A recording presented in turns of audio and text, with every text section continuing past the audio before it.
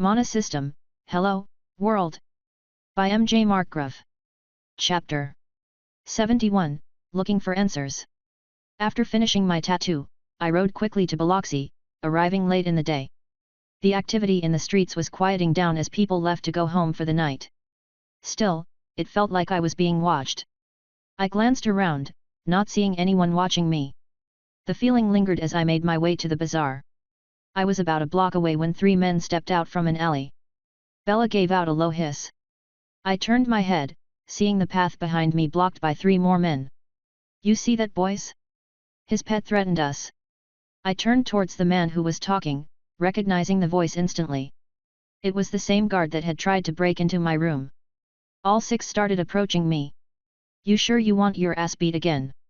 I said, looking at the guard. He smiled cruelly. "You ain't got no friends or tricks to save you this time, boy." Oh, how wrong he was. While I could probably take these 6 with little effort, I was here on a mission. I cast Shroud, immediately blanketing the area. "Cover the road, don't let him sneak past," the angry guard yelled. I stored Bella and used my wings to propel myself over the heads of the guards and towards the bazaar. I would have to deal with them again after I left, there was no doubt of that. They had obviously known where I was heading. I landed at a run, just past the edge of Shroud, and sprinted toward to bazaar. Nothing else stopped me as I passed through the portal. Frederick watched again as the winged man escaped from his new cronies. He hadn't expected them to be able to capture or injure the man.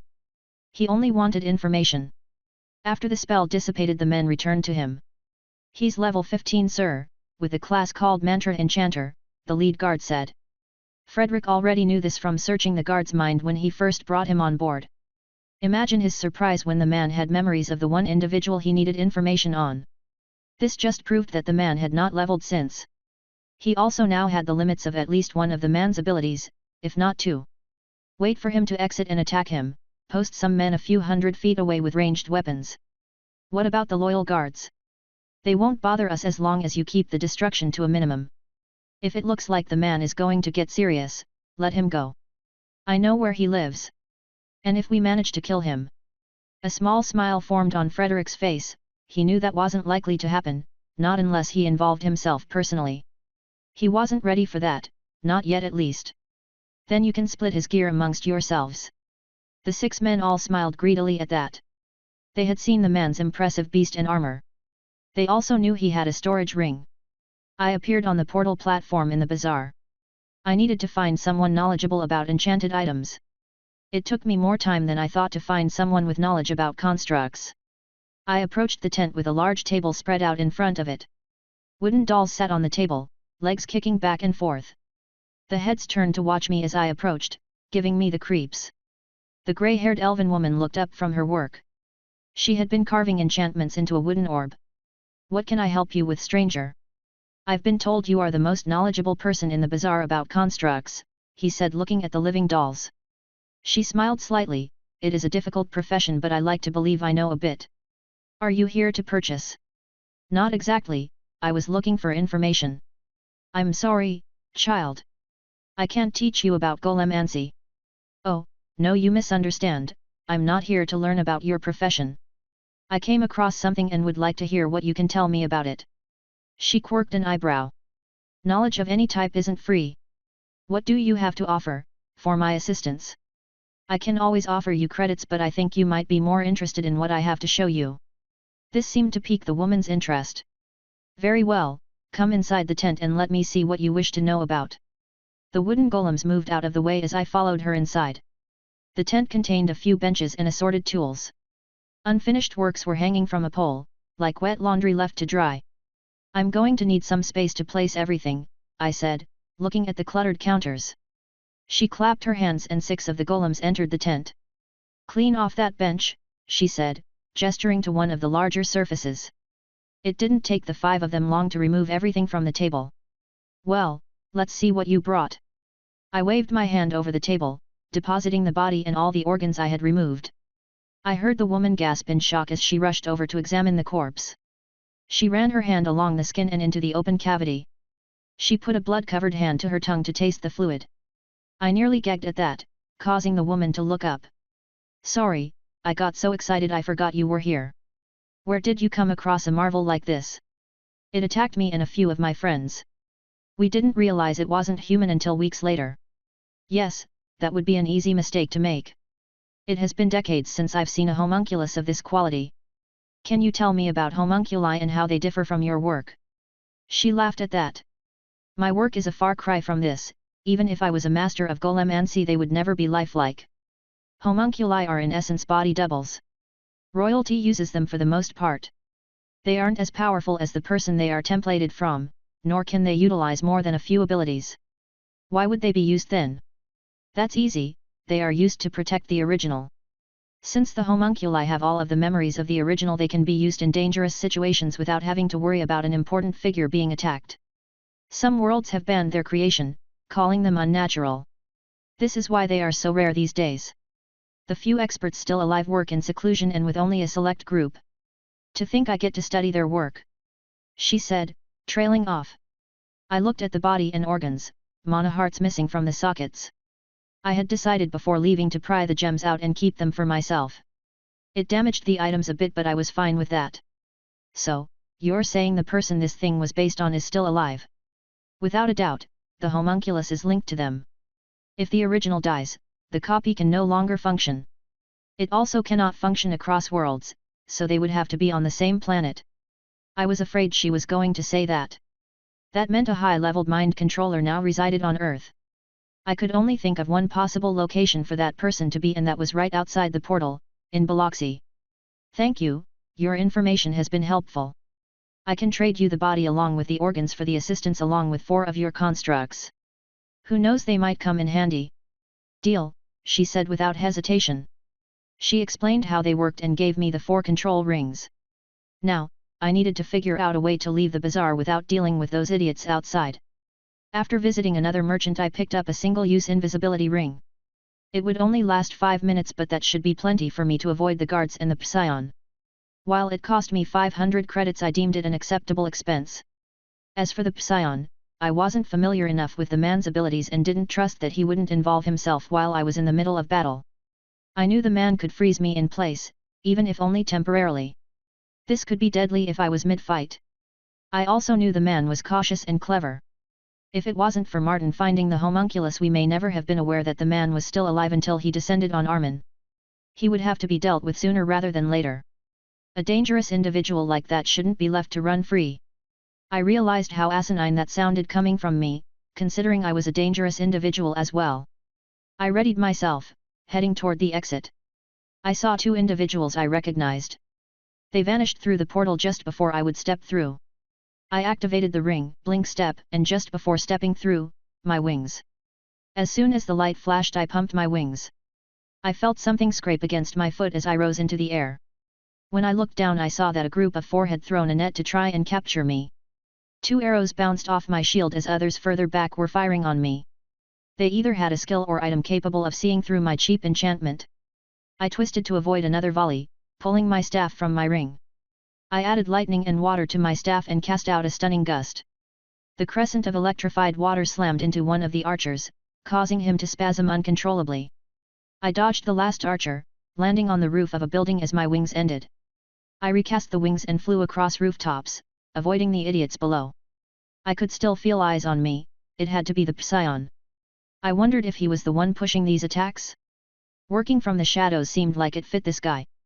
I finally felt the sensation of being watched slip away as I passed the edge of the town. I guess the psion didn't want to follow me any farther.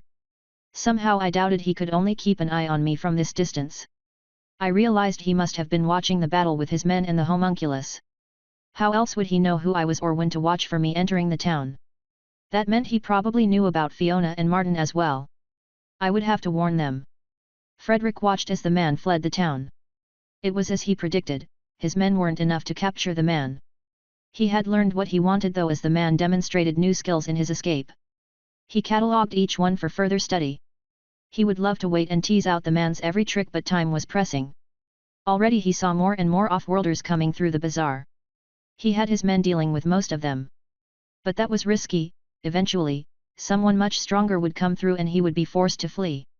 Already a few had escaped his attempts to capture or kill them. They were beginning to make trouble for him and he may be forced to accelerate his timetable, instead of his usual methodical approach. I returned to Armin as fast as possible. Bella was panting heavily from the long run. I rubbed her neck reassuringly, tossing her some meat. I left her to meander the backyard while I talked with Fiona and Martin. We have a problem, I stated, walking into the parlor. Both of them looked towards me. The body we found was a doppelganger. The real Psion is still alive and most likely in Biloxi. Are you sure? Fiona asked. Yeah, pretty sure. I found someone that explained how the homunculi work. They are used as body doubles for the rich and powerful. I also felt someone watching me in Biloxi, not to mention the 6 that knew I was arriving and attacked me. Shit, are you okay? Martin asked. Yeah, although I am pretty sure he was watching remotely during our fight. So, you're saying he knows about Martin and me? Fiona asked. I nodded. So, what do we do? Martin asked in concern. I'm not sure I could take this guy in a heads-up fight, but I don't think this man is going to offer that as an option. Drawing him out would be the best option for us, but I'm not sure how to accomplish that. Perhaps I can track those men's movements. Fiona offered. That is an option, but you need to be careful. If he knows about you, he may have a counter. I'll keep my distance, but we still need information on these people. I was loath to let Fiona do this on her own, but I didn't see any other options. Martin's sister wasn't going to give us resources for something she said was our problem. All right, you remember that guard that nearly assaulted me the first time we went to Biloxi? Yeah, big nose, beady eyes, Fiona replied. Yep, that's the one. Find him and those he associates with. That should be a good place to start. Some of the people with him could see me while I was using an invisibility charm, but I think that has more to do with the poor quality of the charm than an ability to see through invisibility. The 3 of us finished planning for what we could. I didn't expect the man to leave until he got what he wanted, which was Belarius. Now that he was dead, we had no options but to find and eliminate this problem. Chapter 72, Anticipated Meeting. Fiona floated through Biloxi, invisible to everyone. She remembered the guard's face and she was searching for him. It was more difficult than she realized to find one guard in this large city. After randomly searching around the bazaar and near the outskirts of the city, she came up empty. She was also keeping an eye out for anything odd. Too bad she found most of what the humans of Paul's world did odd. She needed a different approach. Her current one wasn't panning out. She decided to head back toward the city entrance. Eventually, she found what she was looking for. She followed the group of guards throughout their entire patrol. It seemed at least one of them was aware something was following them as they kept scanning the area nervously. She felt bad for the man. It wasn't her goal to frighten them. She pulled farther back as to not trigger whatever ability the man was using. It was a long 6 hours, following the group of guards around before they returned to a building with groups of guards coming and going. This is exactly what she had been looking for. She found a dark alley where she could watch people coming and going. She was taking Paul's warning to heart. It was another full day of waiting in the dark alley before she spotted her target. It was a good thing she was undead. Unending patience kind of came with the package. The man was with 2 others. After making sure nobody noticed her, she followed them. She watched as the men entered a large single-story building. Paul had told her about these. Apparently, it was a strip mall. Other men were guarding the building in the front. She kept her distance but floated past. She wanted to see if anyone spotted her while she was invisible. Nobody looked in her direction. Still, she didn't enter in through the front. Fiona circled the building, making note of more guards. Nobody glanced her way, so she figured she was safe to try and see what was inside the building. She approached a wall that had no entrance on it and floated through. Frederick was discussing plans with a few of the men he had wooed toward his side when a glow caught his eye. He raised his hand and smiled at the ring he had purchased. It appears that our guest of honor has arrived. Go outside and tell the men to activate the enchantment. Right away, sir, the man replied with a curt nod. Frederick waited in the office until a flash of light passed through the building. The enchantment had cost him plenty, but it was worth it. It prevented anything from passing through the walls, be that ghosts or people with phasing abilities. Frederick stood up and straightened his clothing. It wouldn't do to greet his guest looking like a slob. Fiona knew she had screwed up as soon as the light flashed through the building. Well, more like when she tried to phase through another wall only to be stopped dead. She needed to take physical form to exit the small room she had found herself in. Now she had a problem. She could try and wait out the enchantment or try to escape through one of the entrances. Since she didn't know how they powered the enchantment, waiting wasn't an option. She knew that enchantments could last hours or months depending on what powered them. She didn't like those odds. Frederick waited by the main entrance. The other entrances had been sealed shut. It was only a few minutes later when a ghostly form opened a door and stepped into the entryway. Frederick cleared his throat and smiled. "Greetings, lady, may I inquire as to why you came for a visit?" At first, the ghostly woman didn't reply, looking at him then at the other men standing near him. "Release me," she said, a pale white sword flaring into existence in her hand. "I'm afraid I can't do that. You see, you and your friends have something that belongs to me. Plus I have taken a liking to your quaint little village," he said, walking toward the woman. His men remained motionless by the doors. "Then I have no choice but to kill you and escape on my own." Frederick felt a flare of excitement. It had been far too long since he had been in any sort of real danger. The ghost woman rushed at him, fading from view. He smiled and quietly activated the other trinket he had purchased. He felt a chill pierce his back or start to. This was followed by the woman screaming as her soul was sucked into the soul trap. The little clear gem now contained a swirling grey mist. He let out a small sigh of relief. The spirit would have been the biggest issue, but now that problem was resolved. Frederick pulled it up toward his eye. "One down, 2 to go," he said with a wicked smile. I was pacing back and forth worriedly. Fiona was still not back. It had been over a week. Something must have gone wrong, but there was no way to tell what or even where. The only thing we could do now was to wait. The enemy would make his move eventually. I only hoped that Fiona was still alive. I wanted to ride Bella straight to Biloxi to deal with this Psion, but I knew doing something like that would be a death sentence. I cursed myself for letting Fiona talk me into letting her go. The waiting was killing me. Martin had come by each day asking if Fiona had returned. I wasn't sure who was more concerned about her, him or me. To keep my mind off of the problem, I tried to practice my rune crafting and tattooing. It didn't help. My thoughts kept returning to Fiona. I gave up on trying to distract myself and decided to spend my days watching the entrance that they were likely to take when they showed up. People in town could tell I was on edge. They would whisper as I passed. When I looked their way, they would avert their gazes or stop talking. I would like to say it didn't bother me, but it did. After all the help I had given the town, nobody had stepped up to assist, other than Martin. I know that it was mainly due to Constable Jennings' influence. But still, her brother was man enough to step up and help. I couldn't help thinking that this was why the town had been taken over by the cartels prior to the system in the first place. Their attitude that anything beyond the city wasn't a concern was idiotic. The world had changed. Keeping to themselves would not keep trouble from coming to them. Speaking of trouble, I saw one of the town's scouts coming back on a quad. Martin had trained up a couple of new individuals to replace the void left by Joshua and Clem's deaths. I waved the man down before he drove off to report to the constable. He was forced to slam on his brakes, skidding to a stop, or he would have hit me. "Geez, Paul, I could have injured you." I snorted at that. "Why are you in such a hurry?" "Oh, I should probably report to the constable first," he said, looking nervous. I rolled my eyes. "Look, I won't tell her if you don't." He deliberated for a few seconds before finally sighing. "Fine." I spotted a large group of people heading this way. "They are a few hours out." I nodded to the man, stepping aside to let him continue.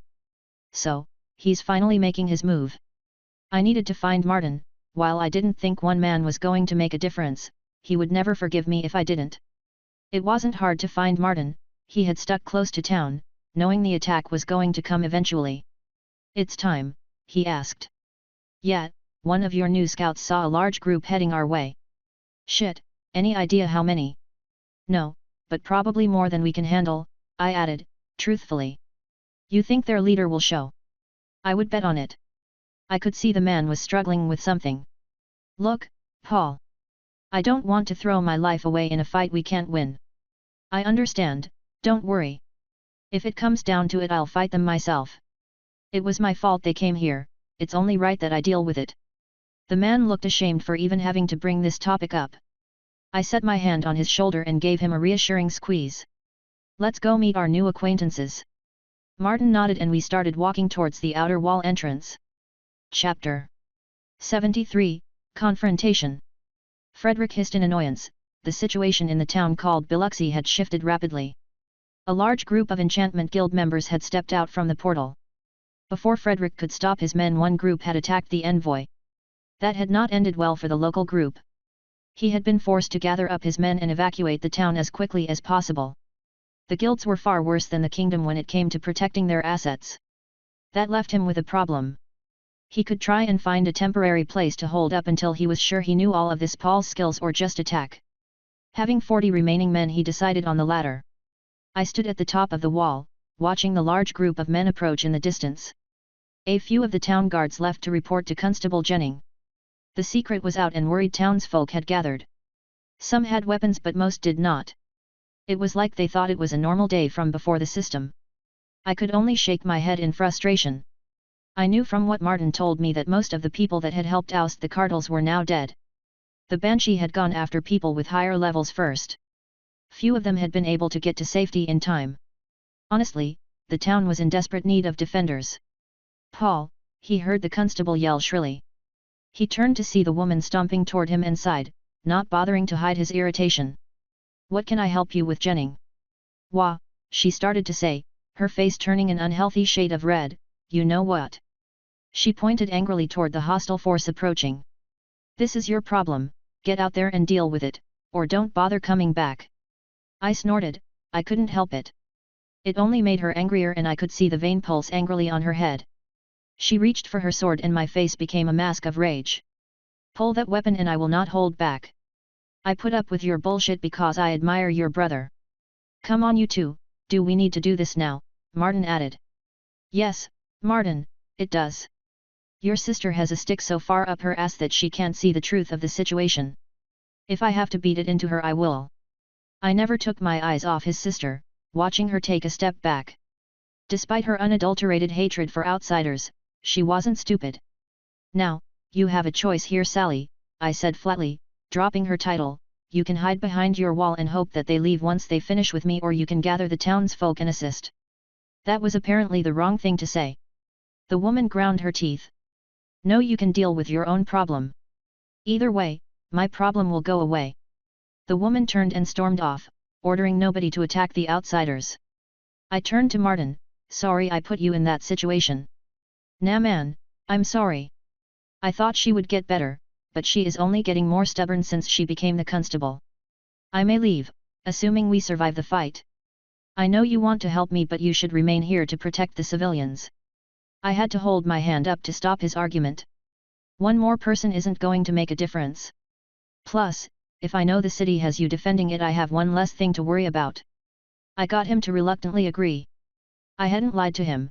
One man, no matter how strong, wouldn't help against 40 armed men. I sighed and jumped from the wall, using my wings to slow my descent. "Show off," I heard Martin call. I started walking toward the group. They had stopped well clear of the city, waiting. I took my time, letting my skill recharge. I swept my gaze across each man. I was still too far away to use identify on them, but that was fine. I saw more than a few swords, axes, and maces. A few even had shields or spears. I saw the man I was looking for in the back center, of course. He was surrounded by 4 individuals, one I recognized. "That's far enough," the man in the center said. I stopped, not because he asked but because I needed another minute to finish recharging my skill. "I must admit, I didn't expect you to come out here." The Psion glanced about as if looking for the others that should be with me. It seems that your friends have abandoned you. How about you just return my property and join me? I could use another capable man like you. I don't work with people that treat others like property. I thought as much from your previous actions. It's a pity and a waste. Where is my other friend?" I asked. "Your little ghost girl, she's here but she won't be an issue. If you harmed her..." "Oh please, spare me your threats. I didn't harm your precious friend, I only trapped her." "Not that it will do you any good to know," he said, holding up a little gem and giving it a shake. "Release her." The man laughed. "And why would I do that? As fun as bantering with you is, I have business to complete." Bow. With that last word, I felt my mind go numb. It felt like a ton of weight had been stacked on my thoughts. The effect was significantly more pronounced than it had been against the doppelganger. I struggled against the man's mental manipulations, but I could barely function. It would be so much easier if you just submit. I felt the words pound against my will. I grit my teeth and took a step forward. I could hear the man tisk and send some of his men over to deal with me. With the man imposing his mental powers on me, I could barely function. Blood was dripping from my palms as I dug my fingernails into them to try and resist. I collapsed to my knees as 3 sets of feet entered my vision. Well, well, well. I'm going to enjoy this immensely, the familiar voice of the guard said as he booted me in the chest. My shield flared, catching the man off guard. I couldn't respond as my teeth were clenched tight, trying to resist the mental pressure. This left most of my spells unavailable as I couldn't even silently mouth the words. "Oh boy, that's some fancy armor. I think I'll ask the boss for it after you're dead." The other 3 laughed and I could hear other laughs as the rest of the enemy formed a circle to watch my beating. "Submit and your pain will end," the Psion said, a fresh wave of pressure pressed down on my conscience. If the man knew what I had gone through, he would have simply killed me instead of trying to force me to join him. I would rather die than be a slave ever again. The 4 men kicking me figured out the trick to my shield and started kicking me below the armor and in the head. I endured, blood dripping from my nose. This had not been my first choice of a plan. My first plan had been to use my AOD shield and go to town on the Psion's men. But I figured that he would be able to bypass the shield with his mind powers. I also wasn't so sure I trusted my safety to the spell anymore. It had been broken or bypassed more than once. That left the only other option I could think of. While not a skill I initially wanted, it might prove to be my most useful skill in this situation. As another kick came in, aimed at my family jewels, my vision went red. I felt the skill activate, a pulse of rage shot out, hitting all 41 people near me. Time seemed to stop and the mental pressure that had felt like a mountain, now only felt like a tiny buzz in the back of my skull. I rose slowly to my feet and looked around. Everything was frozen as if time had stopped. No, that wasn't true, I realized. Everything had just slowed to a crawl. I flicked my eyes over my stats. Paul Fuller Mantra Enchanter level 15. Strength, 13, plus 43, modifier x16. Endurance, 18, plus 41, modifier x34. Agility, 15, plus 43, modifier x16. Perception, 16, 41, modifier x16. Intelligence, 20, plus 41, modifier x34. Wisdom, 14, plus 41, modifier x16. Charisma, 11, plus 41, modifier x16. Luck, 14, plus 41, modifier x16. HP, 612, 2207. Mana, 680, 2074. Mana Regan, M224, 880. I stared numbly at the stats. I guess I had figured there was a limit to what the aura could add. I guess I was wrong. It wasn't all great news. I felt awkward in the body and my head was starting to hurt from the strain of such a large boost. I turned my head, seeing the guard who had tried to break into my room. He was still in mid-kick. I casually backhanded him across the face. His head jerked violently to the side as his body corkscrewed through the air and vanished deep into the swamp, dropping 1 bonus point from my stats. I didn't waste any more time pondering my abilities. I pulled out my staff and fixed my gaze on the ringleader. Frederick felt the wave of anger pass over him. He knew it was an ill omen. Only once before had he felt an aura similar to it, and that had come from his father.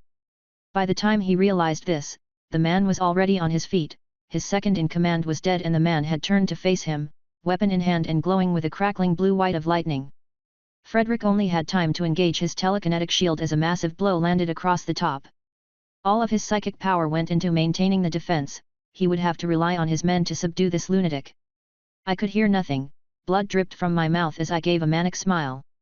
My blow had caused a shockwave, leaving a vacuum in its wake. The air was sucked back in as the zone collapsed with me at the center. My area of denial shield prevented any harm. It was more than I could say for the enemy's men. They had all been laid out flat by the wave of displaced air. 3 had died and I felt my stats slip some more. The small decline in my ability actually helped. While it still felt like my body would explode at any moment, it didn't quite feel as imminent. I was surprised that the Psion's shield held. As I looked him in the eyes, I could see only fear. Blood now dripped from his nose as I pressed down. Cracks began to form as he struggled to hold the shield in place. "I offered you a choice," I said through gritted teeth, this is what you chose, I added with finality. A few of his men tried attacking me, their attacks were ineffective against my barrier. Frederick fought against the inevitable, watching his men struggle feebly against this monster of a man. This shouldn't be possible, his mind feebly protested. This man had far too many powerful skills for his level. He had planned so carefully, recruited more than enough men to kill 3 people and capture a town. Had he not been forced to accelerate his plan, perhaps he would have learned about this ability and planned around it. But still, just what kind of monsters did this planet birth? Just as he was contemplating his inevitable defeat, the man just disappeared. Frederick looked around frantically while gulping down a healing potion and a mana potion. I leapt into the air, using all of the enhanced strength and speed afforded to me by my rage spell. I flew so fast that I left the zone of the spell. A timer started ticking down, telling me the effects would wear off after 10 seconds. That was plenty of time. I rose to well over 1,000 feet, then I turned, activating blink step. My already tortured body groaned in protest. I felt ligaments and muscles snap under the strain as I hurtled toward the group of confused men, the wind compressed against my barrier as I streaked toward the ground. I healed the damage, smashing into the Psion just as he looked up in abject horror. Martin had to avert his eyes as a lightning bolt of pure white smashed into the ground, sending bolts tearing across all of the gathered men. When his vision finally returned, he spotted Paul standing there, looking down on one lone survivor. I'll be honest, I thought the attack would have instantly killed the leader, it had been enough to reduce his henchmen into scorched carbon. But he had somehow survived. Well, survival was relative. Half his body had been badly burned by my lightning, the other half was driven into the ground by the force of my attack. Already I could feel my enhanced strength leaving me as everyone that had given the boost had died. I used the toe of my boot to push the man over. He groaned in protest, but he had given his all to save himself. Before my strength left me and I suffered the consequences of my enhanced skills, I stabbed the man in the chest. Lightning coursed through his body as smoke poured out of his mouth. I reached over and removed the little swirling grey gem from the man's wrist.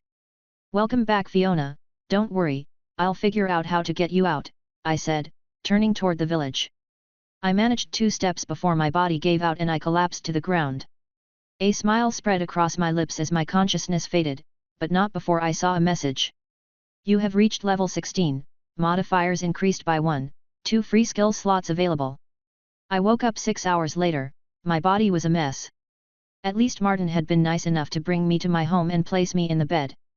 It felt like every bone in my body was shattered. I realized that could very well be the case. I couldn't move my jaw or form coherent words, so healing myself was not an option. I had healing injectors in my ring, but it wasn't on my hand. In fact, I wasn't wearing any clothing other than my boxers. I tried turning my head, but the pain was so intense I stopped. I heard a rustle from the side. "Oh, thank heavens you're awake. Try not to move, man, your body is in rough shape." I tried to mumble out the words for healing potion to Martin. "Sorry man, we tried using a healing potion, more than one in fact. But you're already at full health according to the system." I groaned at this news. Would I be a cripple the rest of my life? "Relax, Paul, despite how bad it looks, your body is in much better shape than it was 6 hours ago. I think you just need some rest and time." "How much? I'm not sure. I'm not even sure what you did to cause this damage. Don't worry about my sister either. She watched your little display and she realizes that antagonizing you would be a very bad thing. Don't expect her to be all warm and fuzzy though," he said with a chuckle. "Anyway, the town can't thank you enough, that's 2 times you saved us, despite the hostility. I also recovered all of the dead men's gear, it's piled up in another room." "Oh, and this," he said, bringing Fiona's cage close enough for me to see. "I'm going to take it to the bazaar and see if we can free her. While I'm gone, a few of my new recruits will take care of you and keep my idiot sister away. Not that I expect her to try anything, but best not to tempt fate.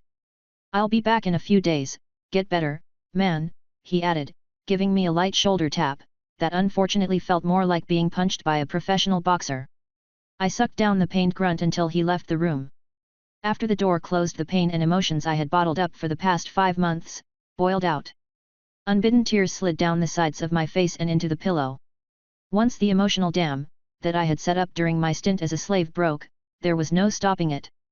Even when Fiona had returned, during my time in the desert, I had been able to quash those emotions. At the time it was a reflex more than anything. I let the tears fall. It felt good to finally feel something deeper than the shallow emotions I had been falling back on. With nothing but time on my hands, the dark thoughts came. I knew I failed my friends again. What did it matter if I saved some town in the middle of nowhere? I couldn't care less for the people of this town, Martin excluded. Perhaps if they had helped or even lifted a finger. No, even then, they were weak and pathetic, content to live out their lives with the bare minimum of effort. Perhaps before I had become a slave I would have thought differently, but no more. With the system, everyone was given a choice. I had seen too many choose the path of least resistance, looking for someone else to save or protect them. I know part of the town blamed me for their troubles. I also know that Sally fueled these feelings. She was the weakest one of all, despite her higher level. She could have turned this town into something great, but instead, she squandered the opportunity, in exchange for perceived personal power. I wouldn't even fault her for that, except she squandered that as well, content to play her petty games of power and push everyone away while she was at it. I had helped the people of this town as far as I was willing to, going as far as to give them enchanted weapons and locations to dungeons. Only a handful had accepted the offer, and most of those had decided to move on from the town after. I think once Fiona was free again, it was time to leave Armin for greener pastures. Martin was a good man, and I knew he would go above and beyond to try and find a way to get Fiona free. But if he couldn't find a way to free Fiona, I'm not sure what I would do. I already failed her once, I don't think I could stomach it a second time. I needed to become stronger, make it so others would fear even thinking of harming those I cared for. First, I needed to get to level 20 and break through this barrier to my ability points. Chapter 74, An Old Enemy. Michael dismounted his horse as it came to a stop. The trip from New York to Chicago had taken over a month. The horses were mostly spent, as were his team. Their first stop had been 2 days prior, at the forward relay station, or what was left of it. There were obvious signs of a large fight that took place, in and around the communication tower. Whoever had attacked had taken any bodies that had been left behind by their people. The corpses of the Black Dragon sect members had been left to rot. Michael knew it had been people that had attacked the building. There were clear signs of weapon damage to the bodies. The rest he was able to determine through a skill of his called recall. It allowed him to sort of render a hazy image of what the deceased saw in the last hour of their life. The skill wasn't perfect, each passing day left the image slightly worse off. After a month he could only tell that the attackers had been human, details like faces were a blur. It was a good thing they brought a long-range communicator with them. He had relayed the information to New York, then they had moved on to see what remained of the Chicago headquarters. It was worse than he had expected. The gate they entered through had been torn from its hinges and lay on the street outside. Old dried blood was splattered across the entry. When he checked the decaying bodies he found that they were attacked from inside. He got his first break when one of the bodies turned out to be a dead slave. "Learn anything?" Grant asked. Michael stood, dusting his hands off. The others were here to defend him while he did the investigation. Grant wouldn't have interrupted him unless he felt uneasy about being here. "Yes, let's move on." Grant nodded, motioning for the others. The group of 6 moved further into the abandoned area that had once belonged to the Black Dragon. It didn't take them long until they came across the remains of a battle. Michael checked his map, verifying that it was the correct building. It was. He surveyed the remains of the building. Someone had used powerful explosives to collapse the building, the rubble covered the entire street. It had also damaged nearby buildings. "Let's move on, I can't do anything at this site." The next stop was, odd. That was the only way he could describe the scene at first glance. One corpse, missing an arm, lay well away from the others. The rest of the corpses were scattered about as if they were fighting their own target. Then there were 2 women, one whose face was splattered against a building, the other with the throat torn out. As he used his skill a clearer picture began to appear of what transpired. It was clear that a single man had killed everyone but the 2 women. Those were killed by Obadiah, who he learned was the one-armed corpse. The team had one more stop to make. They entered the building that had been the seat of power for the Black Dragon. The team cleared each floor as they went up. It was clear to Michael that nobody had been on the upper floors recently. That wasn't true of the lower floor or basement. Dusty footprints littered the entry and all of the mana engines and mana hearts had been taken. What they found on the penthouse floor was no surprise, at least not after what he had seen so far. Their leader's brother lay rotting in his bed, his throat sporting a jagged slice across it. Michael wrinkled his nose at the smell of rot that filled the room. He had become mostly desensitized to it over his life as a police detective. The body of Harold Cotton was still hooked up to medical equipment. Michael checked the bag, noting that it was a sedative. Probably used to keep him under until his legs healed.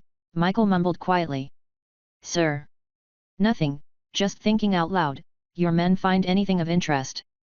"Someone was watching us outside but they didn't follow us inside." "All right, leave one man with me and go take care of our guests. If possible bring one back for questioning." Grant motioned to the others and in less than 10 seconds 4 men disappeared from view. Michael had faith that they would succeed. These men had been military specialists even before the system. All either hired after they finished their duty or recruited for private wet work. It was less than 20 minutes before he heard them coming up the stairs. The man left with him didn't take any chances, covering the entrance with a glowing shield while pulling a crackling sword from his sheath. There were 3 knocks followed by 2, then 4. He dropped the shield but kept the sword out until he saw who it was. Grant walked in followed by 2 men dragging an unconscious third man. "Put him in the magical restraints and wake him up." The man was tied securely to a sturdy chair and magic nullifying cuffs were placed on his hands. Grant stepped back and slapped the unconscious man across the face, jolting him awake. The man struggled for a few minutes before he gave up. "Now that you have calmed down, Destin, why were you following us?" "Bite me." Grant cracked the kid across the face with a straight punch. The kid groaned as blood leaked from his split lip. Michael sighed. "Perhaps you can tell me what happened here," he said, gesturing to the room with the corpse, "or what happened outside." The man responded by trying to spit blood at him but missed. "Take a finger." Michael wiped the stray blood from his hands. The kid had been a tough nut, it had taken 9 fingers to get him to talk. Now he had a name to go with the mysterious individual that killed Obadiah, Harold, and the others. The kid had said he had belonged to the Stygian order but they had left him behind to keep an eye out but nobody ever returned. The kid wasn't sure where they had gone, only that they had gone through a portal. That was all Michael needed to know. It was the same group that had been hampering their progress in New York.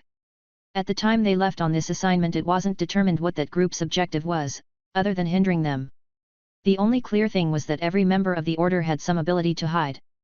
It hadn't saved the order's members in New York, and perhaps that was why they came after the Chicago HQ.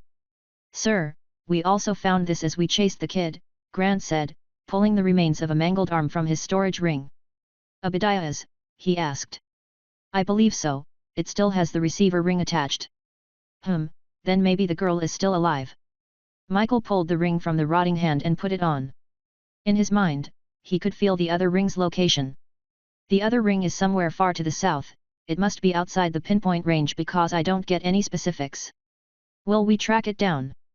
"Perhaps. Our orders, for now, are to remain in the area and wait for the boss. It took me over a week to recover from my injuries. Mostly because I had to test something and re-injured myself again. At least now I knew I wouldn't be able to use my aura for the immediate future, even a single extra point made my body feel like it was on fire. Martin was still gone, I mean he did come back, and then he left again. Turns out it wasn't easy to find the specific vendor that could undo the charm that trapped Fiona. There was one in the bazaar but they weren't always there. So he had to go back and check. I told him to just stay in the city until he located the man, I could cover his absence in a few days when my body fully healed. I gotta say, not being an invalid or bedridden is nice. Nobody likes getting their ass wiped by a stranger or pissing into a bedpan. I imagine the people helping me with these tasks were probably just as happy if not more. I stood up and stretched my weak muscles. It wasn't like my stats decreased due to my injuries but whatever I did, the system couldn't completely take away the pain. It did ease with each passing day and soon I would be back to 100%. I held off on looking at my new level or possible skills for now. I wanted to be whole and healthy before I made a choice. In the meantime, I hobbled around my house and worked on improving my tattooing and rune crafting in general. I managed to talk one of the new patrol guards into bringing me an animal corpse. It didn't matter what kind, I just needed something to experiment with. The man reluctantly agreed after I told him I would offer him one free rune crafted item. The man had jumped at the opportunity and managed to bag me a cat-sized rodent of some sort and the biggest iguana I had ever seen. The damn thing was 6 feet long. In the man's own words. "Soma bitch spit acid at me, figured it needed to die." I could understand the man's sentiment, I hated acid-wielding enemies. Now you may ask what I needed some corpses for. Well, let's just say experimentation. Let me expand on that further. I needed to figure out a way to strengthen my body to prevent the situation I was in from occurring again. That meant I needed to make my bones stronger, my muscles more resistant, and my organs better able to cope with a massive change. I honestly didn't know if I could accomplish this, hence the experimentation. I thanked the man as both corpses disappeared into my ring. I would wait until he left before starting my ghoulish work. I started with the rodent. My tests weren't scientific, but it was the best I could do. I placed one of the legs out at an angle and put increasing pressure on it until the bone inside snapped. I needed to remember how much force I applied to see if my runes changed it any. To remove any other variables from the test, I removed the other front leg and striped the bone clean. I thought it would be simple, stick some strengthening runes on it and voila! To a point it did work. The bone was tougher to break, but it somehow made it shatter instead of just cleanly breaking. My next test wasn't any more successful. I had to rethink my runes, or the order I was using them in. I would need to start testing on other bones as well, so long as it had a twin that I could use as a control, it would be fine. It took 10 more tries before I came up with a combination of runes that worked to both strengthen the bone and not make it too brittle. The only thing was I wasn't going to be cutting myself open and carving runes into my bones. But at least I had a starting point. I would need to get some more corpses to test on. This would take time. Another week went by as I received a few more corpses. Martin still hadn't returned and I was starting to get antsy. I was well enough now to not hobble around, but an extended trip to Biloxi was still out of the question. I did a few jobs for the locals, enhancing weapons and armor per their request. I only did this to keep up with paying for the house. The minute I missed a payment, I knew Constable Jennings would kick me out. I wasn't about to give her the satisfaction. Plus, each time I enhanced others, it slowly eroded her control over the town, so, win in my book. Unfortunately, my continued tests hit a roadblock when I tried tattooing the same runes I used to enhance bone, onto the skin. It only made the skin tougher. While not a bad thing, it wasn't the effect I had been going for. I knew now that my first approach of bypassing any variables had been a mistake. I had to step back and reassess my process and the runes I was going to use. I came up with a few combinations that might work and I set to tattooing the runes, along with the design onto the skin. When the body exploded, splattering me with blood and guts, I figured I did something wrong. I spent the rest of the day cleaning up the downstairs studio. Of course, Martin picked that moment to finally show up. Holy heck, what happened in here? I looked up from my cleaning. You're back. This, just an experiment that went wrong. Did you speak to the person that can help Fiona? I asked, looking around and expecting her to appear. Well, good news and bad news. The good news is, he said all we have to do is break the item and she will be released. And the bad news? I tried everything I could to break the thing, and couldn't put a scratch on it. According to the man, it was made by a master craftsman out of a mithril-infused monoheart, if that makes any sense. Fuck. I stated. So you know what that is? He asked hopefully. Not exactly, I know what a monoheart and mithril is. Both items are used in my armor. You remember the gem set in my chest piece? Oh, so are they hard to break? I'm not sure, I've never tried. I have a few spares I purchased, let's head out back and see if we can break one of them. You sure about this? Seems like an expensive item, he asked as we headed toward the backyard. I'm not worried about credits, I replied. I had to shoo Bella out of the way, she had been sunning herself on the concrete slab that I wanted to use. She nipped at me grumpily but moved to the other side of the yard. I pulled one of the tiny spare crystals out of my ring and set it on the concrete. Since I didn't want it to go flying away, I set a metal plate on top that I found off to the side. With the crystal sandwiched between the concrete and metal plate, I pulled out my staff and swung it down as hard as possible. There was a resounding gong as my staff impacted the metal. I waited for everything to settle before I moved the plate aside. The crystal had been pushed into the concrete halfway. The other side dented the plate. Okay, let me try just hitting it with my weapon, maybe its magical nature will break the gem. Martin nodded, stepping back to avoid any flung up rocks. I let mana flow into the runic enchantment on my staff and swung down again. The entire concrete slab shattered with the blow, sending tiny chunks pelting across the backyard. After the debris cleared, I had to dig through where I struck. When I found an intact and unblemished crystal, I swore. There must be some trick to it, the gems were cut and sized to fit whatever application they were used for. And obviously, you could destroy them or the person that crafted the item wouldn't have been able to mix it with mithril. I'll think of something, I told Martin, thinking on the problem. Perhaps I could use my runes to disrupt the enchantment. Chapter 75, Rescue Attempt.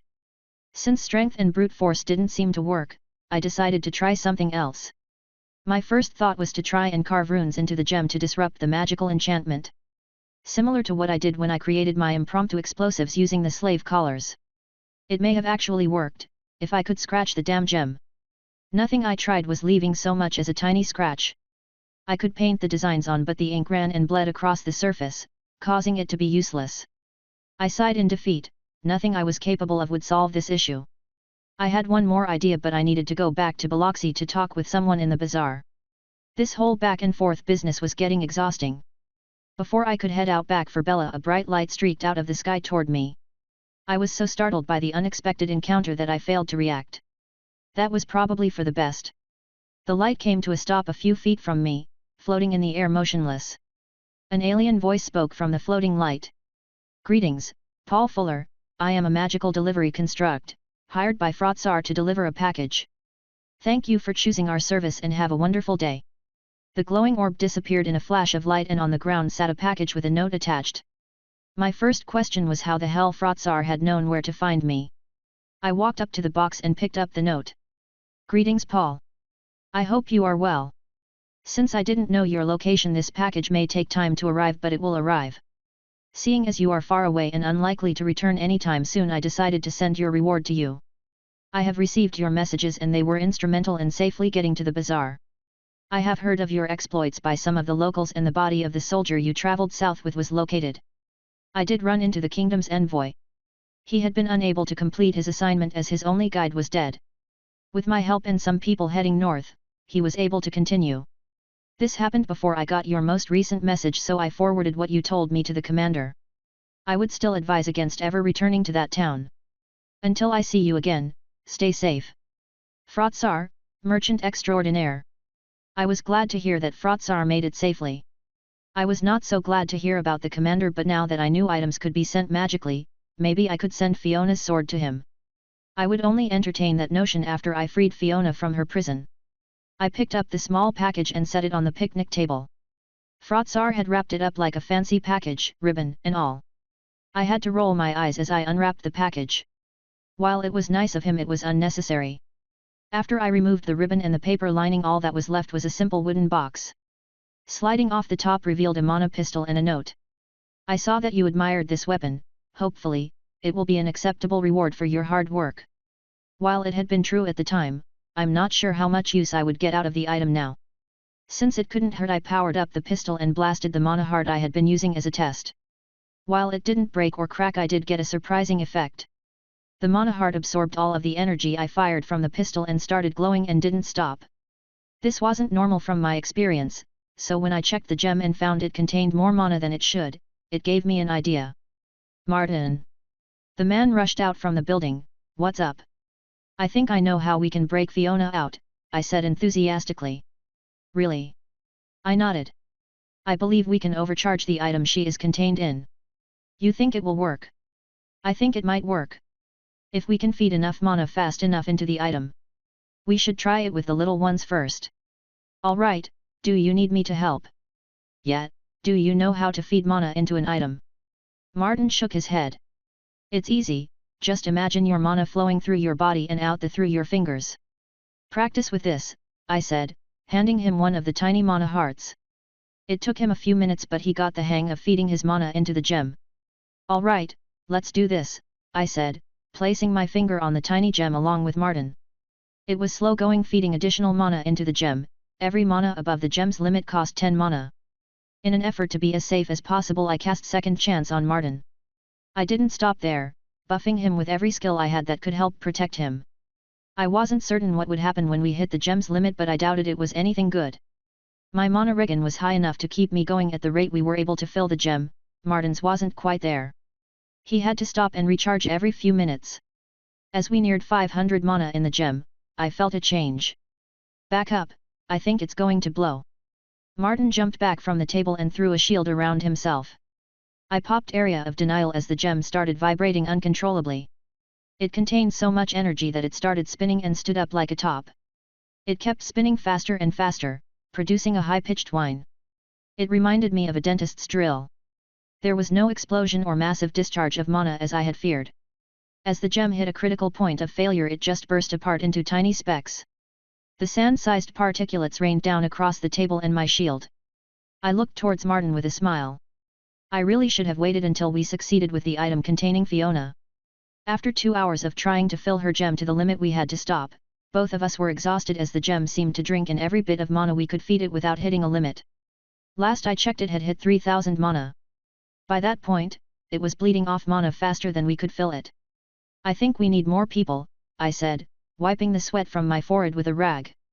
Yeah, I'll go round up some folks to help. How many you think we need? At least 10, that way a few can cycle out and recharge mana. That might be tough, but I'll see what I can do. They may want payment in the form of rune-crafted items. Is that okay? Yeah, that's fine, just don't bring your sister.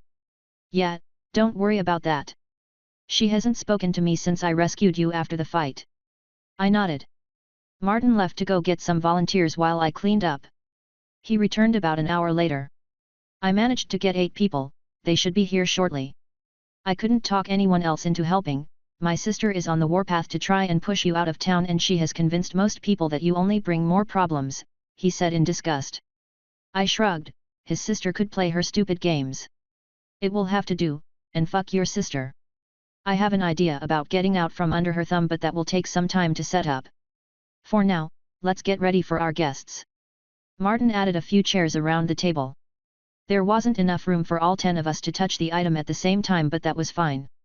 I spoke with each person as they arrived and negotiated what I was willing to offer in exchange for their help. One person thought his assistance was worth far more than the rest, and we weren't able to come to a deal, even though I offered him 2 rune-crafted items to try and get him to stay. It wasn't enough and he left in a huff. Fuck him, I thought, switching my focus back to the remaining people. Thank you all for coming to help. I can't tell you how much I appreciate you being here. Martin and I are going to show you how to feed mana into items. Once everyone learns how to do that, we will have 2 of you rotate with helping feed mana into the item. Any questions? Is this dangerous? A rail-thin man asked. I took the time to use identify on him. Henry Arborist 7. It wasn't the most impressive class or level I had ever seen, but I imagined it came in handy for growing fruit trees. I did recall seeing quite a bit of fresh fruit in the town. No, with our tests the item turned into sand. There was plenty of warning beforehand, and Martin has a shield to protect anyone, just in case. Any other questions? Everyone seemed to be mollified by my answer and no more questions were forthcoming. I expected it to be easy to teach the volunteers how to feed mana into items as it had been with Martin. I was mistaken. We did eventually teach the remaining 7 people, it only took 5 hours. After that, we finally got started on the whole reason they were here.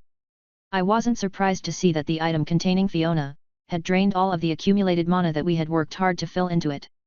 3 others joined me at the table, placing a finger on the smoky silver swirling gem. I kept track of the mana level as the 4 of us pumped mana into the item. 2 had to stop after less than 10 minutes as another 2 stepped in to take their place. When the third one stepped away, Martin took her place. By this point, we were only up to 2000 mana in the item. After another hour we passed the 3000 mark and were still climbing. We passed 4, then 5 when our progress started to slow. I need 2 more people on the item, I spoke quickly. 2 others rushed over to add their mana into the item. The count started to climb faster again. The gem climbed over 6, then 7 before it slowed again. I decided to wait until it stopped completely to call over the remaining volunteers. This allowed a few people to cycle out and recharge before everyone had to commit fully. We reached 9500 when the gem started to vibrate slightly. Only a little more, I said, sweat and exhaustion on my face. The last bit was slow, the gem trying to absorb the massive amount of mana before we could pour more in. As we got closer to 10,000 the gem got harder to hold onto, the vibrations were getting quite intense. Only 100 more to go, I thought, sweat pouring from my face as I poured every ounce of mana I could into the gem. One of the men passed out from mana fatigue, flopping to the table.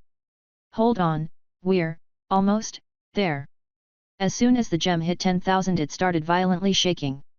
All right, everyone, clear the table.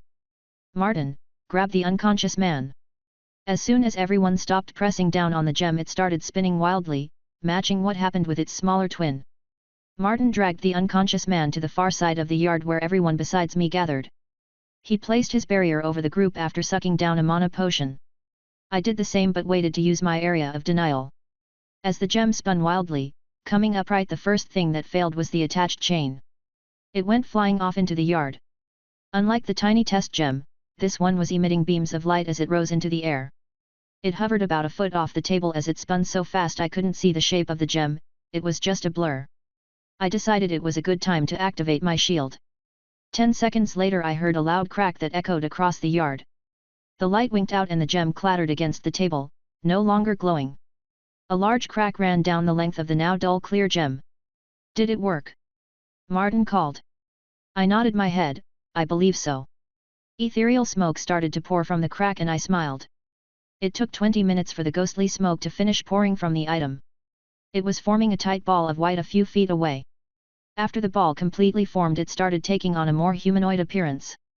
I had a brief flash of worry that maybe the Psion trapped another spirit and this was his final revenge. Luckily that fear was proven wrong as I saw Fiona's form materialize. She collapsed to her knees and started shuddering and crying. I ran over to comfort her as much as I could. Without the ability to physically interact with her I could only reassure her with my words. I vaguely heard Martin thank the others and escort them out. I stayed with Fiona throughout the night while she dealt with her experience. Chapter 76, New Day, New Goal. It had taken 2 days for Fiona to recover from her imprisonment. She said it wasn't like when she had resided in my mind. It was just an endless void that seemed to tear at her very nature, where time seemed endless. Her short time trapped had felt like 1,000 years to her. She had left after that, saying she needed to do something and would be back in a few weeks. I tried to stop her but she refused to listen. I wished her good luck and let her know I would be here if she needed me. Making sure to show her that I trusted her. In reality, I wanted to scream and rage because she was going away and I wouldn't be there to protect her.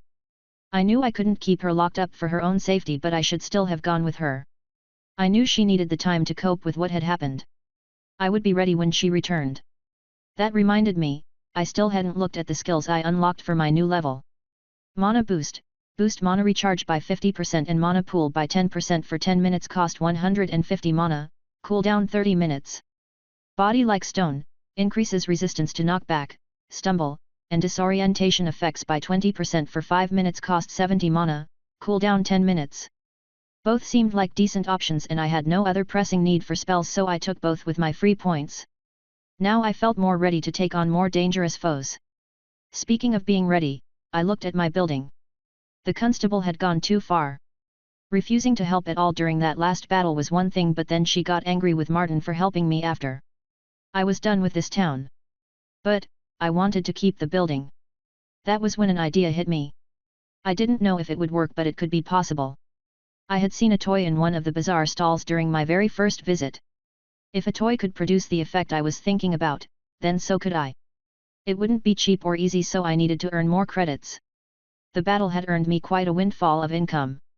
Martin's sister had tried to claim it as recompense for my actions. That was one of the reasons Martin had gotten into a shouting match with the woman. In the end, he managed to secure everything for me. I moved slowly up the stairs, still a tad sore from my ordeal. Martin's ring didn't have enough storage space for all the gear so he had piled it up in one of the unused bedrooms. I opened up the room to see all the gear piled up in the corner. Sorting through it was going to take some time. I spent the next 4 hours cataloging everything. None of the weapons were magical in nature. None were above average quality when inspected. The Psion had no weapon because his mind was the weapon. That didn't mean that he had nothing. Martin had taken 2 rings off the man, both turned out to be storage rings. One had a large selection of random enchanted gear. The other had a large number of credits. I pocketed the credits, bringing my credit total to 11,724. That was a large chunk of cash but it may not be enough to get the gear I needed for my plan. I looked toward the pile of enchanted gear. I would get the most out of it by selling it at the bazaar. Then again I may earn some goodwill from the people of Armen by selling it to them. Plus it would piss Constable Jennings off. That made it an easy choice, plus I wasn't well enough to make the trip to the bazaar yet. I would have to give Martin a list of items I needed. I dug around in the little desk in the room until I found what I was looking for, a pencil and a piece of paper. I needed to test my hypothesis before I sent Martin to spend what amounted to a fortune on items I required.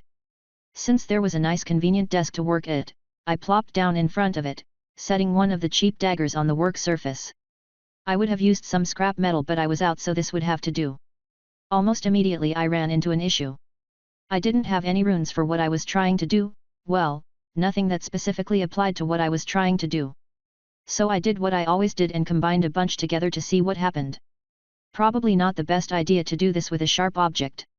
As soon as I finished, the knife shot across the room, ricocheting off the walls. I had to reach out and grab it to stop its demented assault against the plaster, losing 2 fingers in the exchange. I swore as I used Rejuvenate to heal the wound while holding my severed digits in place. The knife had to go into my ring. It would be one hell of a surprise for anyone that tried taking it out. Of course, this was when my mind recalled the scrap metal in the yard. I sighed and headed outside to grab some. The week went by quickly. Most of my day was spent trying to figure out how to do what I wanted while working on customer and promised orders. I was forced to scour the town's empty homes for scrap to test with. A pile of old silverware and pots littered my workspace. All had been failures and I had been forced to hold more than one in place while I destroyed the runes I had carved. I knew it wasn't going to be an easy project, but still. I thought I would have made some progress. My best attempt had been the flying killer knife. I even went through all of my books to see if I had missed anything. Turns out I may have. When I was flipping through one of my occult books, I spotted a page dedicated to alchemical symbols. I remembered skimming past it since I didn't want to make potions and whatnot. While other sets of symbols had earth and air, this set had them as mirrored and rotated images of each other. The earth symbol was a downward-facing triangle with a line through it, while the air was flipped 180 with the point of the triangle pointing up. It also had a symbol for a magnet. I knew with a strong enough field you could float, so I drew the design on a spoon. I set the earth on the bottom with air on top, and I set the magnet pointing away from the earth to the air between the two. It worked, sort of. The spoon did float. It also started rotating so fast that it melted from the magnetic field it was contained inside. I would have thought it would stop after the runes were consumed, but it kept spinning, getting brighter and brighter. Now I started to panic. I looked around for something to contain the molten metal. I remembered a bag of cat litter in the hall closet, so I ran out and grabbed it, dumping the entire bag on the glowing orb. It finally stopped spinning and fell to the ground. Luckily it landed in the spilled cat litter as it hissed angrily as it cooled. I sat back down and rubbed my temples while I looked at my latest failure. I couldn't even be mad because it was an improvement. For shits and giggles, I carved a symbol that said it stood for answer or solution into a new spoon, then I just carved equals levitation. I didn't expect anything to happen, but the spoon consumed itself, along with a dozen other spoons made of silver, before a fiery image filled the air in front of me. I'll be honest, I thought I accidentally opened a doorway to hell. Instead, I saw a symbol floating in the air in front of me. It was a simple thing, a circle on top of 3 straight lines that got smaller as they went down. Immediately I knew it stood for levitation, but how? The glowing lines disappeared as quickly as they had come, plunging the room into darkness. I swallowed hard, deciding not to ask questions of whatever had answered me again. Still, it had given me what I sought.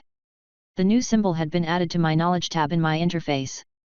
The system recognized it as such, and all the knowledge associated with it was filled in. You would think having the exact symbol I needed would solve my problem. It didn't. The rune worked. My next carved item floated an inch above the surface of the desk.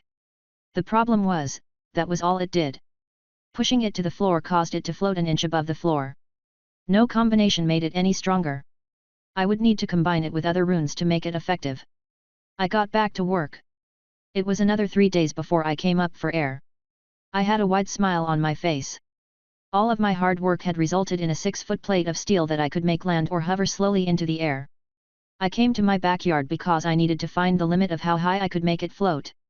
I did this all the while sitting on the plate. It required a constant feed of mana to increase the height.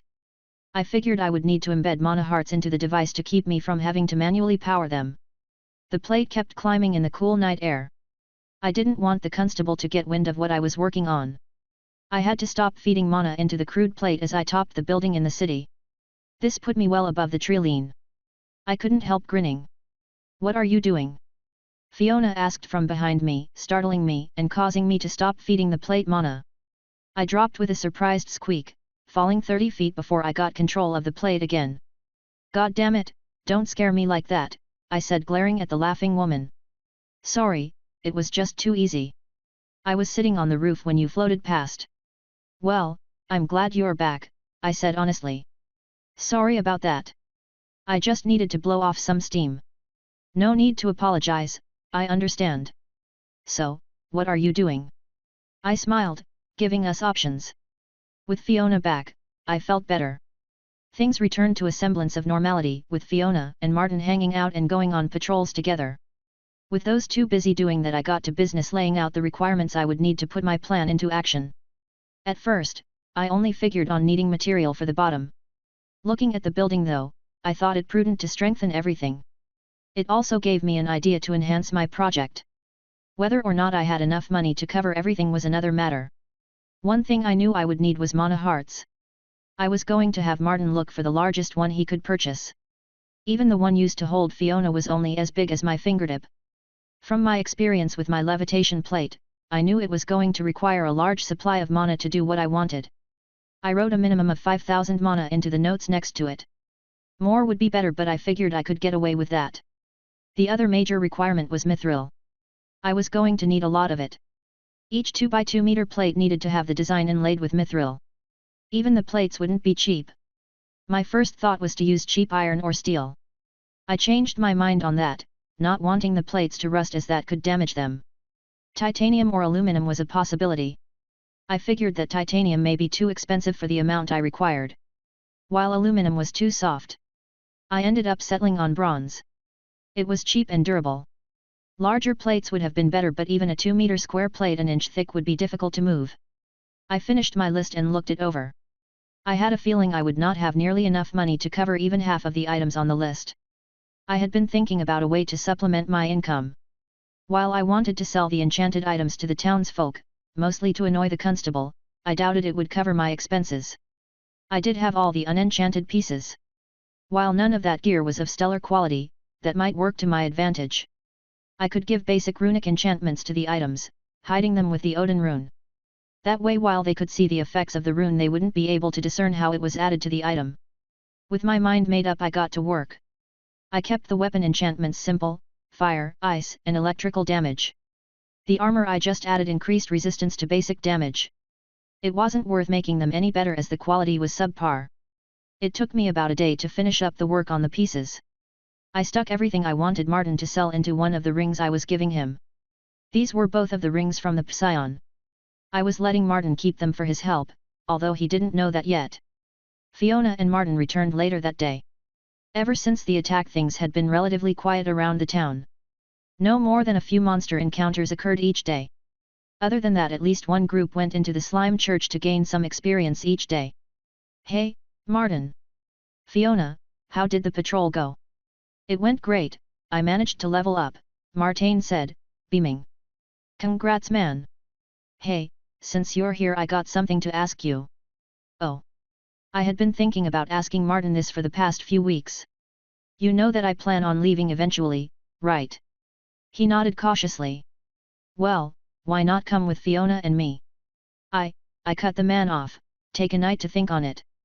In the meantime, could you take a trip to the bazaar and pick up everything on this list? Martin raised an eyebrow in curiosity at what I could want. I handed the list and design over. As he read the list, his eyes went wide. This is some pricey stuff. What do you need it all for? I'll tell you if you decide to come with us, I said, handing him the 2 rings. Sell everything in these rings to help cover the costs. I also included all of my personal credits. Are you sure, Paul? Trust me, I'm sure. Also, the rings are yours for helping out. No, that's too much, Martin said. Keep them, you earned them, for saving me, for helping Fiona, and for helping me with this. It's the least I can do. The man reluctantly accepted the gift. I'll think on your proposal. I nodded. It was up to him to conclude that Armen was a dying town. If not for the lack of people, then due to his sister's mismanagement. Chapter 77, spending spree. Martin left to procure the items I needed the next morning. By the time he returned I should be back at 100%. Fiona in the meantime was scouting the surrounding for more dungeons. If Martin agreed to join us, my first goal was to hit the Grove dungeon. I think with the three of us we could take the boss, especially if I created a fire element weapon for Martin. I didn't know what kind of weapons he was skilled with, so that would need to wait a bit. As I was alone I decided to walk around the building and plan the layout for where I was going to add the mithril reinforcement. As I walked around the front I noticed one man watching me from down the street.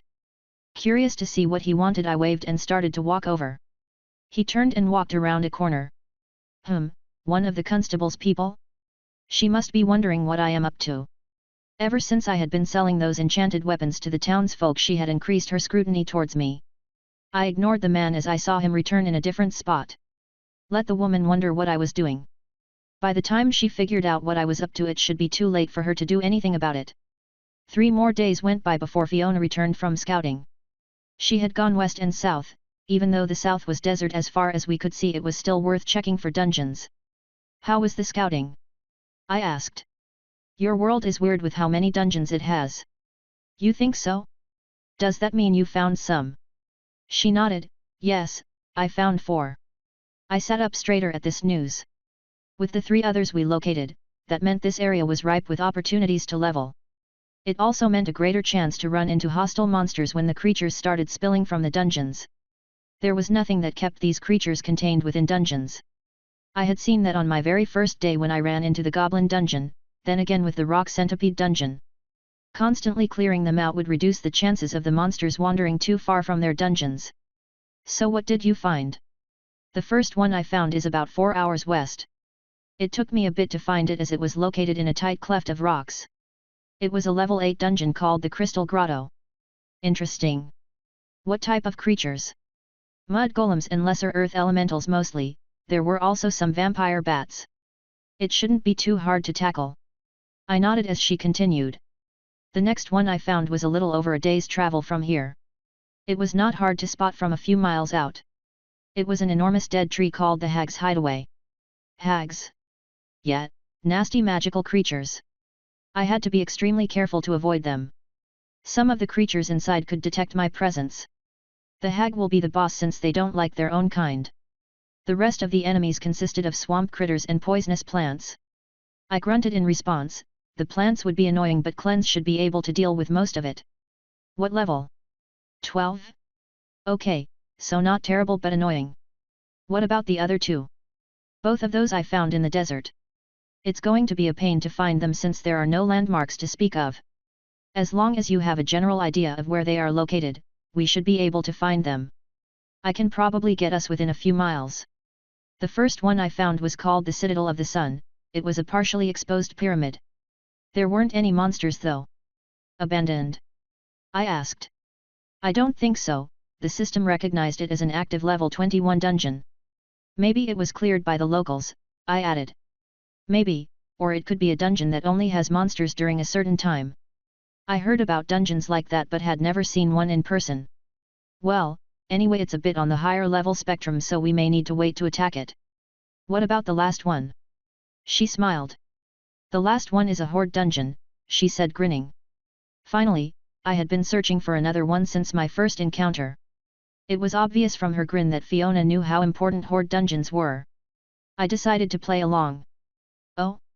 What's a horde dungeon? I asked, concealing my smile. She must have caught my ghost of a smile because she stopped and crossed her arms. You already know about horde dungeons, don't you? Darn, the jig was up. Yes, remember when I told you I found a dungeon after my fall down the cliff? I didn't really want to bring up the past, especially this specific incident. Oh.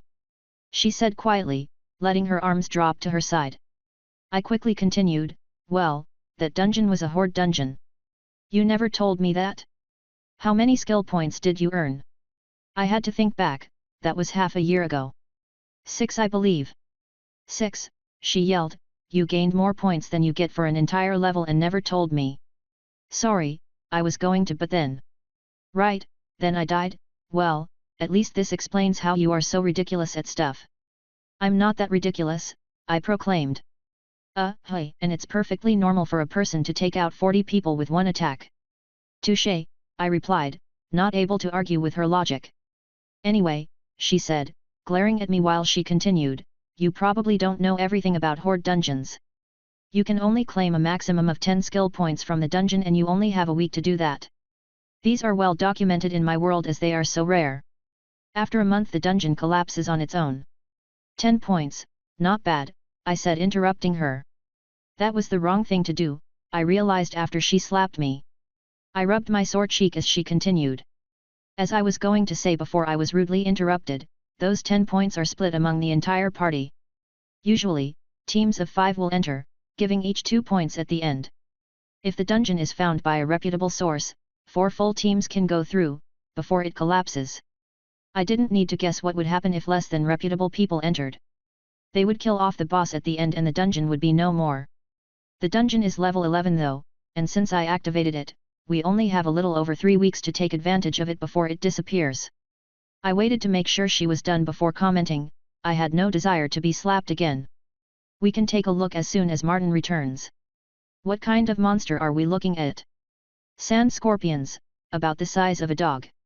Ugh, why is it always bugs? I said, shivering. Wait, won't you going in affect your chances of getting points? No, you can enter the dungeon as many times as you want but you can only earn the attribute bonus one time. Also, I'm not sure I will be eligible for the bonus since I can't access my attributes.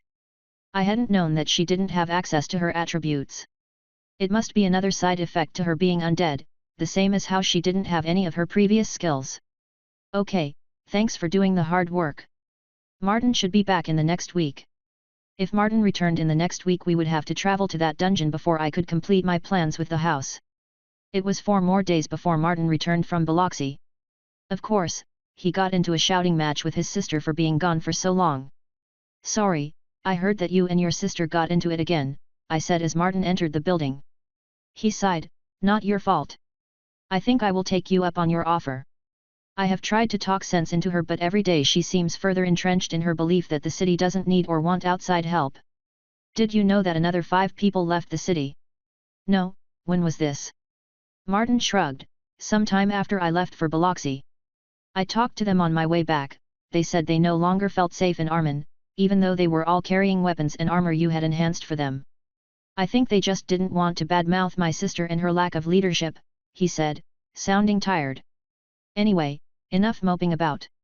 I got pretty much everything you wanted. Ran out of money? I guessed.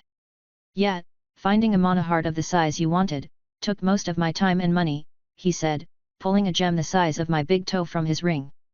He handed it to me with great care, that beauty cost 8,000 credits and can store 6,000 mana. I winced at the price tag, pocketing the gem. We may want to avoid this bazaar as well, some people were starting to ask questions. I was mildly alarmed by this news. What kind of questions? Mostly about what I needed such a large gem for, why I needed so much mithril, and asking about the strange weapons I was selling. More and more people are becoming aware of the possibilities of our planet. I nodded, fair enough, what did we fall short on? Mithril, there was enough to get all the plates but not enough to cover the other mithril you wanted. I was only able to secure half of what you wanted. I will make it work. Thanks for doing this for me. No problem, man, you've done so much for the town despite my sister being, well, herself. Oh, before I forget, Fiona found a special dungeon. Special? Martin asked. Yeah, so it's called a horde dungeon, and the more waves of enemies you can kill and survive the better your reward. These types of dungeons give out attribute points as rewards, split amongst the party. Really? Martin replied excitedly. I explained the rest to Martin, then told him to take a day to rest before we left to tackle the challenge. Martin agreed to take a day to rest. I could see he was excited for the chance to gain some more attribute points. I did ask him what sort of weapon he could use.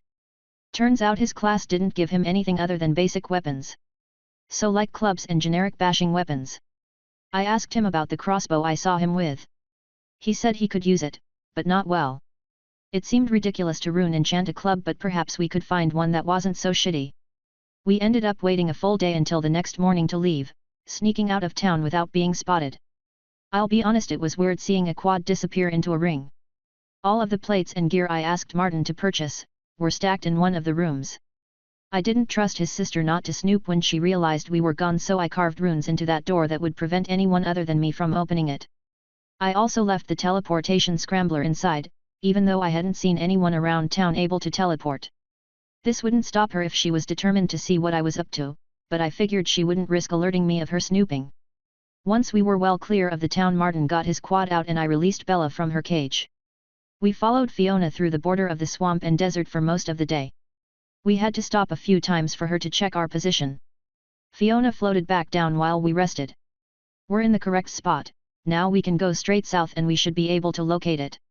Sounds good, let's rest for the night and make the trip in the morning. I don't want to have to try and deal with those sandworms in the dark. The others nodded and I pulled out my tent. Fiona and Bella would alert us if anything came to bother us during the night. Chapter 78, Dirty Bulking. It didn't take us long the next morning to find the dungeon, with Fiona's guidance. The entrance was a dark hole into the ground. We needed to dispatch the cluster of scorpions outside the entrance before we could enter. Our approach had not gone unnoticed, 4 of the scorpions skittered toward us. I used Identify on them. Virulent Sand Scorpion level 10. Already their stingers were dripping with a vile green substance. I watched as a drop of the venom dripped off, landing in the sand. It started hissing immediately. Watch out, their venom is acidic. I yelled, buffing the group. I could have buffed us earlier, but I wasn't too worried about the loss of mana until after we entered the dungeon. Already, Martin had his magical dice rolling along the sand. It was weird watching them roll like they were on a flat hard surface. His random minion appeared to be some large animal, a cross between a bear and an owl. It let out a roar as it swiped at the scorpions with its massive clawed hands. The scorpions retaliated by repeatedly stinging the creature with their corrosive poison. I swung my staff, cracking one scorpion's tail as it tried to stab it in my direction. There was a cracking sound as my staff impacted the tail, sending acid and bright orange ichor splattering across the sand. Fiona stabbed another straight in the head, causing it to flail about in agony. I whipped out a stunning gust, causing her target to freeze up, then turned my attention back to the one trying to attack me. I dodged a sharp snapping claw and struck out with a lightning-fast thrust of my spear. I activated my weapon's enchantment as the weight of my staff cracked through the creature's hard exoskeleton. It let out an aborted screech as it collapsed to the ground. I pulled my staff out of the leaking hole and flicked the ichor off. There were still 8 more enemies and Martin's summon was taking a beating, holding off 6. It had managed to kill 2 of those 6, under its heavy strikes, so it was giving just as good as it got. The last 2 were trying to get through Martin's barrier, their tails impacting with heavy blows, leaving acid to pop and spit as it ran down the shield. The only problem with Martin's spell was that he was stuck in place. He could attack out from it, but he had limited direct attacks. He was peppering the creatures with a wand of some sort. I ran over, hitting the first with a calcifying strike as I maneuvered to avoid the tail strike. My gymnastics landed me near the second as I brought my staff down hard on its back. My blow smashed the creature into the sand as it spasmed from my staff's enchantment. Martin took care of the one that was turning to stone, while Fiona helped Martin's creature. I cast a quick heal on the creature using Rejuvenate. The battle didn't last long after the 4 of us attacked the remaining scorpions. Well, Martin said, looking at the corpses, that was easy. Are all of your battles like this? I had to chuckle at that. No, but then what fun would that be? We rested and I reset the group's buffs before we entered the dungeon. Instead of waiting for my mana to top off, I used one of my mana injectors. It probably wasn't necessary, but it sped up what would be a long dungeon dive. We quickly looted the bodies and headed inside the dungeon. You have entered the Virulent Horde, level 11 dungeon. Recommended team size 4 people of level 14 or higher. As soon as we entered, 11 scorpions scuttled out of tunnels along the walls. We got to our bloody work. We needed to clear out the waves as quickly as possible or they would start to overwhelm us.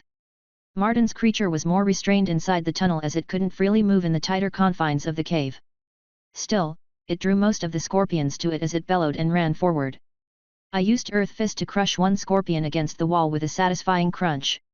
It reminded me of squeezing an M&M between my fingers as a child until the hard candy shell cracked apart. My shield flared as 2 scorpions sprayed their acidic venom at me. Shit, that's new, I said, backing away as another volley came up short, burning into the stone floor. Evil little shits, Martin said in reply. I stepped forward to make sure I was clear of Martin before I stomped on the ground, activating disruption. I hadn't imbued my staff, so it was just straight damage. The scorpions were all tossed into the air as the wave of rock crashed into them. Unfortunately, I hit Martin's summon as well, and it let out an angry roar, turning toward me. Oh shit, Martin said, I lost control of the creature due to your attack. What? I croaked. It was clear what Martin meant. The creature was thundering toward me, squashing all the scorpions in its way. I needed to deal with it fast. I imbued my staff with electrical damage and impact. Then I added flurry and took a deep breath before activating blink step. I wasn't sure if my body could handle the boost that blink step gave, so I didn't want to activate it if I could avoid it. But I couldn't hold back now. My body groaned as the spell took effect, but it held up. I blasted forward, shrinking my staff into the mace configuration. Everything happened in slow motion as I watched the beast swipe its massive paw down toward me. I released the shrink effect of my staff and braced for the impact. My first strike slammed into the tough creature like a freight train, punching halfway through its body before flurry took over. I felt the blow smash into my armor shield, shattering the remaining durability. The remaining momentum barely scratched my armor as my arm continued its deadly work, plunging my staff into the beast over and over again. As the skill ended, I leaped back, preparing for a counterattack. I didn't need to worry. The beast collapsed to the ground and turned into colored mist as it disappeared. I took the moment to re-evaluate the battlefield. Fiona was still attacking scorpions, moving between them to disrupt their ability to swarm us. Martin was still firing his wand, but the attacks were coming slower. I wondered if the weapon had a limit of charges. Since I had a few seconds left on blink step, I ran in, crushing 3 scorpions under my staff. I did get hit a few times by acidic spray, forcing me to heal and use cleanse. The poison was just as bad as the acid, causing mild paralysis and a fiery itch. I resisted the temptation to scratch the area, that would only spread the substance around. Martin summoned another creature, this time it was a flaming wolf. It howled, breathing out a jet of flame that washed over 3 scorpions. I could hear popping sounds as their insides cooked, bursting them apart. At least now I knew fire was effective for dealing with the creatures. My effectiveness was reduced when having to avoid AoE attacks and fight in the tight confines. Still, I was finding out just how effective my new staff was. The imbued lightning along with the blindness and pain enchantment was a trifecta that left my targets unable to control their bodies. It took a few waves before the 3 of us found a rhythm that worked. It was a bit touch and go as the second and third wave crawled out of the many tunnels before we finished off the last of the first wave. We need to reduce the tunnels they can come from, Martin said, blasting another with his wand. He grimaced at the weak attack. I was able to recharge my shield partially as I moved back toward Martin. Here, I said, pulling the mana pistol from my ring. He gave it a confused look. It's a mana pistol, just feed it mana and it can fire off 10 rounds before it has to be recharged or fire off the entire capacitor in one shot. He had to drop his shield to accept the weapon. I had already charged the device, so he aimed it and pulled the firing stud. A blue beam blasted from the gun, smashing into one of the scorpions attacking his wolf. The impact pushed the scorpion to the side, leaving a large blast mark on its tan carapace. The best part was Martin could use the pistol without any real training or skills, just aim and fire. I covered him while his shield skill recharged, knocking anything away that got past his shots. Fiona was disabling the scorpions inside the tunnels to help block them. As soon as Martin was covered, I concentrated on closing the entrances using Earth Fist and Metamagic. It was slow and one of the reasons we struggled for the first 3 waves. There were dozens of passageways, all large enough to crawl through. To make it easier and concentrate our efforts, I started from the leftmost wall, closing off 6 of the tunnels. I timed it to kill off 3 scorpions, crushing them between the walls. That was the turning point that allowed us to catch up. We managed to clear out the 3rd wave just before the 4th wave came in. I split my time between healing the summon and closing more tunnels. It wasn't a perfect solution as the sandstone was weak. For every 3 tunnels I closed, 1 got reopened. The scorpion's acid and claws were quite effective at digging through the blockage. Even so, it was making a noticeable difference in the combat, limiting the amount we had to fight at any given time. We continued hacking away at the enemy until I sealed up the last tunnel. This would give us 10 minutes to rest and recharge while they dug out the openings again. Already I could hear them scraping away. Martin sat down in exhaustion, his mana spent. Heck, this is tiring. How can you keep up? Higher stats, I replied casually, keeping an eye on the tunnels. Martin grunted, so, how long we gotta do this? What was that, wave 8? Martin nodded. Only 492 more to go, I said, smiling. The man groaned and flopped on the ground. That is if you want the maximum rewards. We can stop any time, every 50 waves grant a point. Well, as long as we can keep up with the enemy that should be fine. It shouldn't be too bad now that we have them concentrating on the larger tunnels. We will have to deal with a triple wave every time we rest 10 minutes though. How long will your summon last? 20 minutes, then I have to banish it or it breaks free and will try to attack us. I looked warily at the fire-breathing wolf. Yeah, let's not have a repeat of the first one, I added. We fought through the night, unable to stop and rest as we couldn't prevent them from breaking through the blockages for more than 20 minutes. It was exhausting in a way that my first horde experience wasn't. At least back then I could rest for a few hours. I did the math on how long this foray would take, groaning at the nearly 42 hours that I came back with. It now made more sense why teams of 5 would come down into these dungeons. We could try and speed it up by pushing into the tunnels, but that sounded quite a bit more dangerous than just fighting the waves in the entry room. Eventually, we would have to push down to kill the boss. I wasn't willing to leave this dungeon around for others to make use of. Call me greedy, but I don't care. With my enhanced endurance, that first 24 hours wasn't bad, for me. Martin had passed out near the entrance an hour ago, after banishing his most recent summons. I had to pull out all of my skills while he slept, but I still couldn't utilize my big AoE abilities. I was flitting back and forth between 5 open tunnels as the scorpions poured out. I even brought Bella out to help. She was having issues attacking with her clawed feet in the short tunnels, but she made good use of her powerful jaws. Regenerating rain helped wash away a bit of my exhaustion as I fought on. Fiona had buzzed down the tunnel, crippling as many scorpions as she could find to slow their advance. I wasn't worried about being overrun. I still had Area of Denial and Eye of the Storm if things got really dicey. If I wanted to use my storm spell, Martin would need to be awake and crouched near me to be out of the effect. The room wasn't big enough for him to go anywhere else. I managed to hold for 2 hours before I had to start shouting. Martin! Wake up, I can't keep up with the waves. My armor shield had just fallen, forcing me to cast Area of Denial while I spun my staff wildly at the mass of scorpions coming from 10 tunnels now. Martin! I roared, slamming my staff down and splattering a scorpion in burning rock. That woke him up. He looked around bleary-eyed for a few seconds before scrambling to his feet. Shit! Sorry, how long was I out? 2 hours, get over here and crouch next to me, I need to use an AoE. He ran over as I slapped another scorpion away. Luckily my Area of Denial spell had ended a few seconds prior. Keep them off of me while I channel, I said, wiping the sweat from my eyes. Martin started blasting the bugs with both the mana pistol and his wand while I chanted and started spinning my staff. Things are going to heat up. If you got something to protect you from fire, I suggest you use it. He nodded and produced a small bag that he hung around his neck. I didn't have time to use elemental defense on us as the spell took form. Bella was forced to run out of the cave to avoid the spell. The pyroclastic winds whipped through the cavern, causing the rock to glow as the scorpions wailed in pain. I had to drop the spell after 5 seconds, but it had been enough to reduce the 37 scorpions to ash.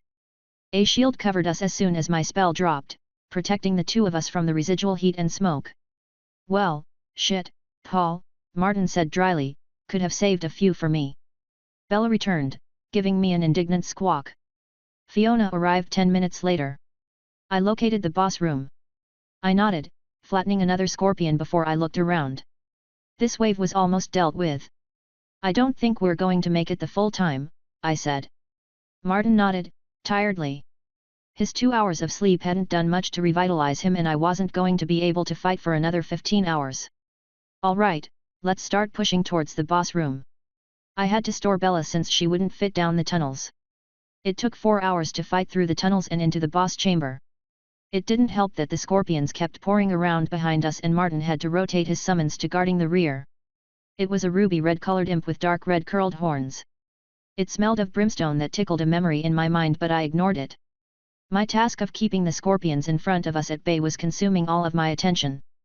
The tunnels opened into a massive cavern with a small underground stream flowing off to one side. The center of the cavern was dominated by a scorpion the size of a large draft horse. The beast sported two wickedly curved barbed tails and massive claws that could easily snap a man in half. I rushed out, avoiding the twin jets of acid it shot at me. The rock didn't bubble, it just melted. "Martin, Fiona, stay in the tunnel, I need to use my AoE."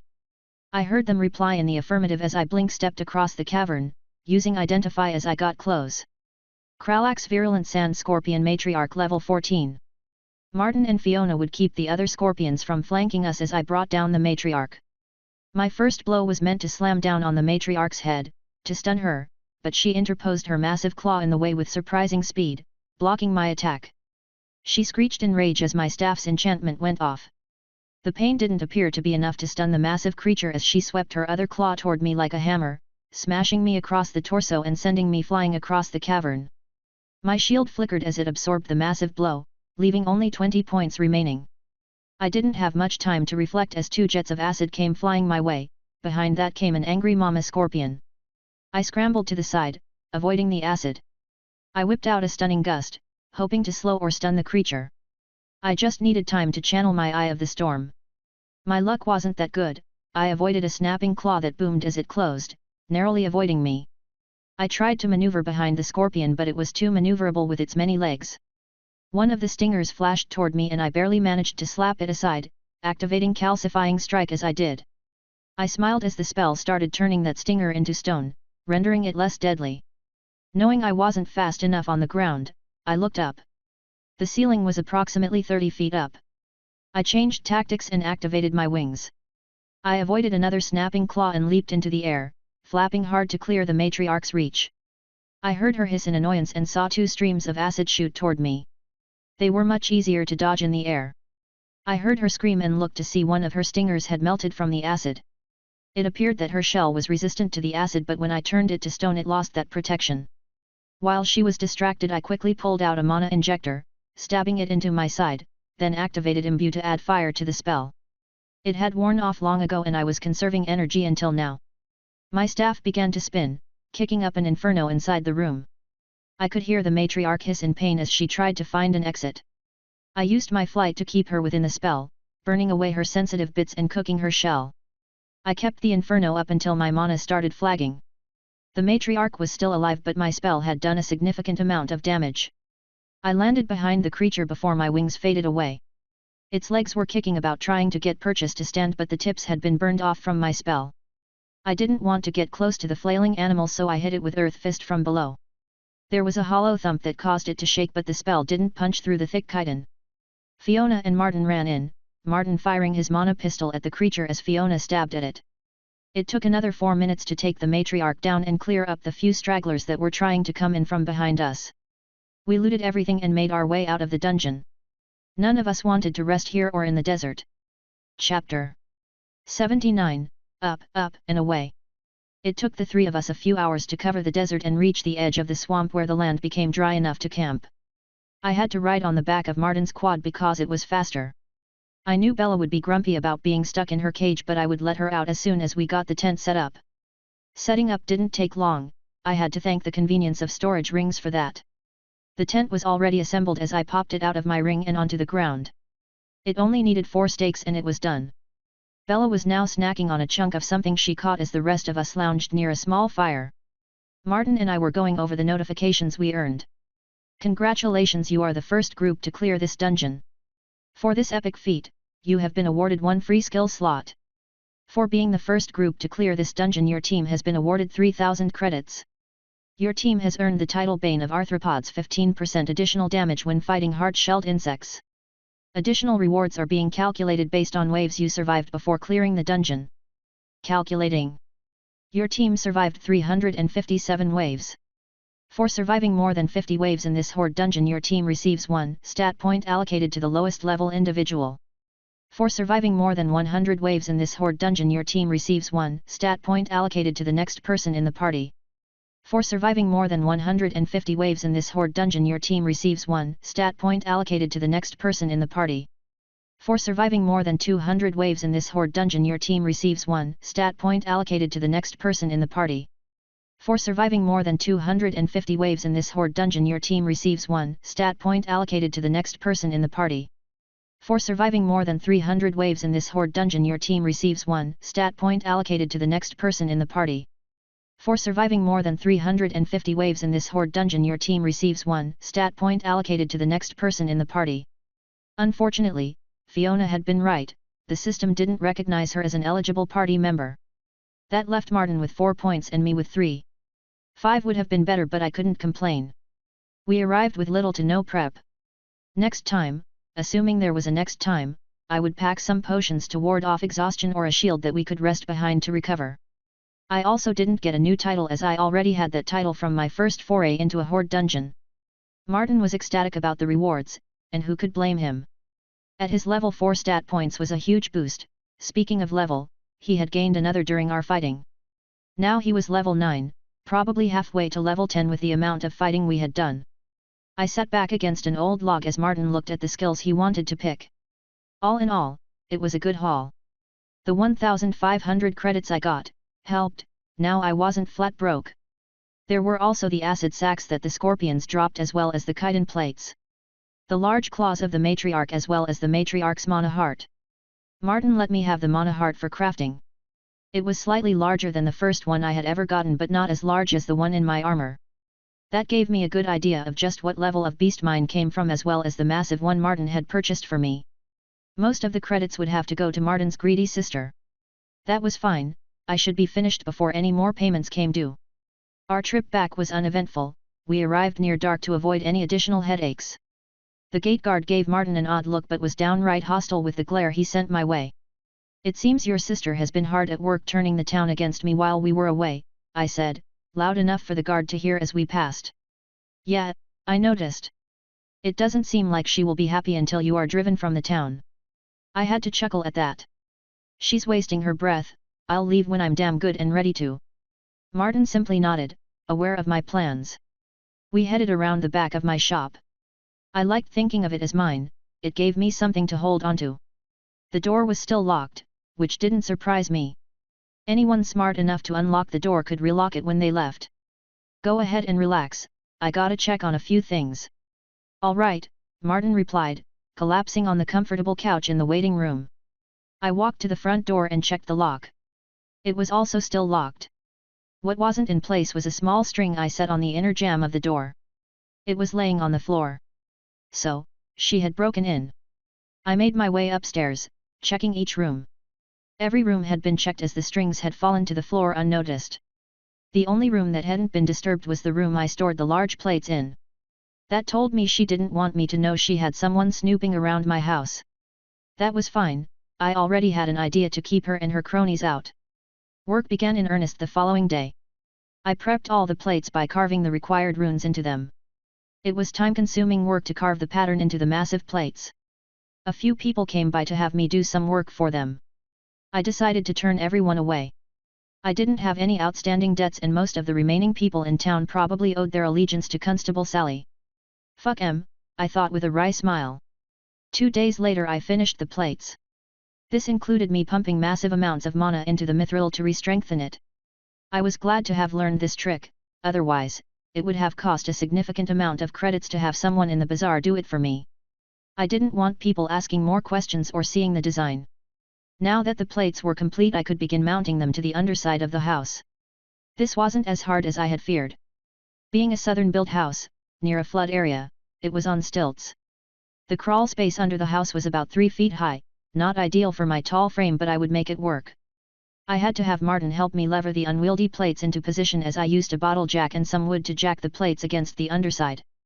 I used large bolts Martin had procured from a home supply shop in Biloxi to attach the plates to the floor joists. There were 12 plates in all. I had to guess the amount I would need, but I figured 8 were enough for my plan. The rest were just for redundancy. I referred to these plates as the pusher plates. I had 8 other plates that were directional control plates that would need to be mounted on each face and each corner. Then I needed to add the reinforcing along the outer walls. Martin did his best to keep his sister out of my hair while I worked on the exterior plates. I started with the backyard and sides of the house while it was dark. I stopped and moved to the inside. Each plate had a thin strip of rune-edged mithril going to it. All of this mithril ran to a small storage closet I had cleared out. In the center stood an obsidian plinth with the large mana heart inset into it. All of the silvery lines running up the black material reminded me of a circuit board. I fed mana into the gem until I ran low. This was a daily exercise as time permitted. I didn't need to worry about the power rushing out into the lines of mithril as I had added a control panel of sorts. It allowed me to do a few things. One was to feed power into the levitator plates, with a simple sliding power scale that allowed me to slowly ramp up or down the power. It wouldn't be good to be at max height and come crashing down. The next control was for an energy shield, similar to the one Frotzar had used to protect his wagon. It was unused as of yet. That was one of the items I had to cut as we ran short of material. The other was the last control function I had added, although there was room for more in the future. That control was for a stealth field. I didn't actually know if I could get it to work, but I was optimistic. Hell, if I could get an entire house to float, making it invisible should be easy. As for the shield array, that I had already tested with a simple steel plate. That could have been part of my power draw issue, but I wouldn't know until I fully implemented it. Right now we had 4 mana generators prepped to supply power to a shield that protected the front of my building. I expected there to be an altercation once Martin's sister saw my building changes. I was proven right the day after when I was completing the front of the building. I, of course, had started well before dawn to avoid any attention for as long as possible. I was attaching the last directional plate and getting ready to add the mithril strengthening strips when I spotted an angry woman storming down the street toward me. I sighed and slid down the ladder, heading inside. I flipped on the generators and grabbed the remotes that came with them, shoving them into the pocket of my ratty hoodie. The thing was barely holding together, but I couldn't part with the single remaining piece of my old life. I knew it was ridiculous, but I didn't care.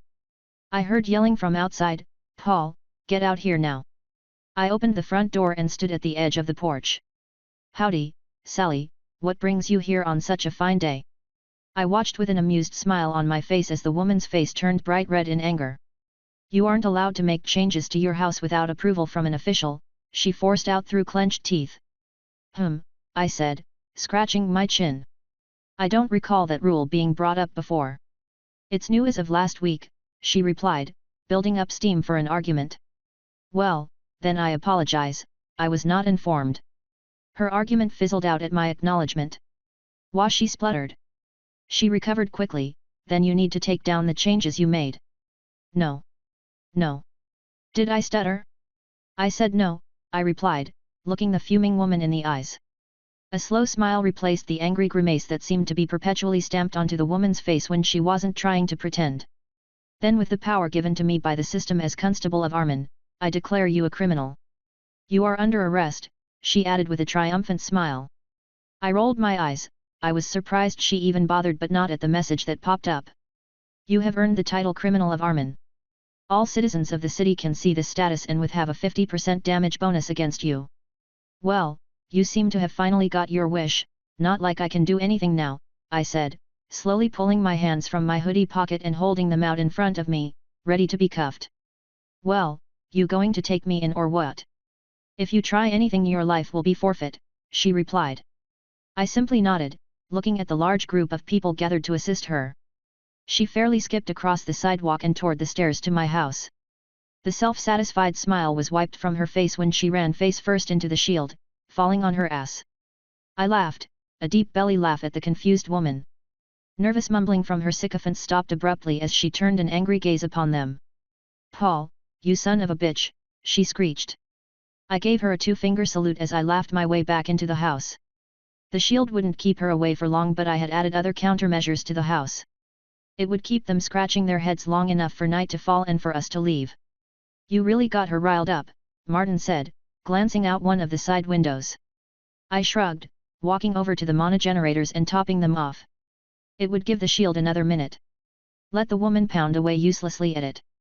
She did more than pound away at it as magic slammed into the shield, causing it to drain much faster. It was going to be a long few hours.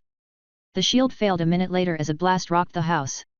Of course, that energy was converted by the large mana heart tied into the structure. I picked up on that nifty trick when trying to free Fiona. They would need to pump over 100,000 mana into the building before the gem gave out. These weren't the defenders of the city, so with their relatively low levels that would take them days at best.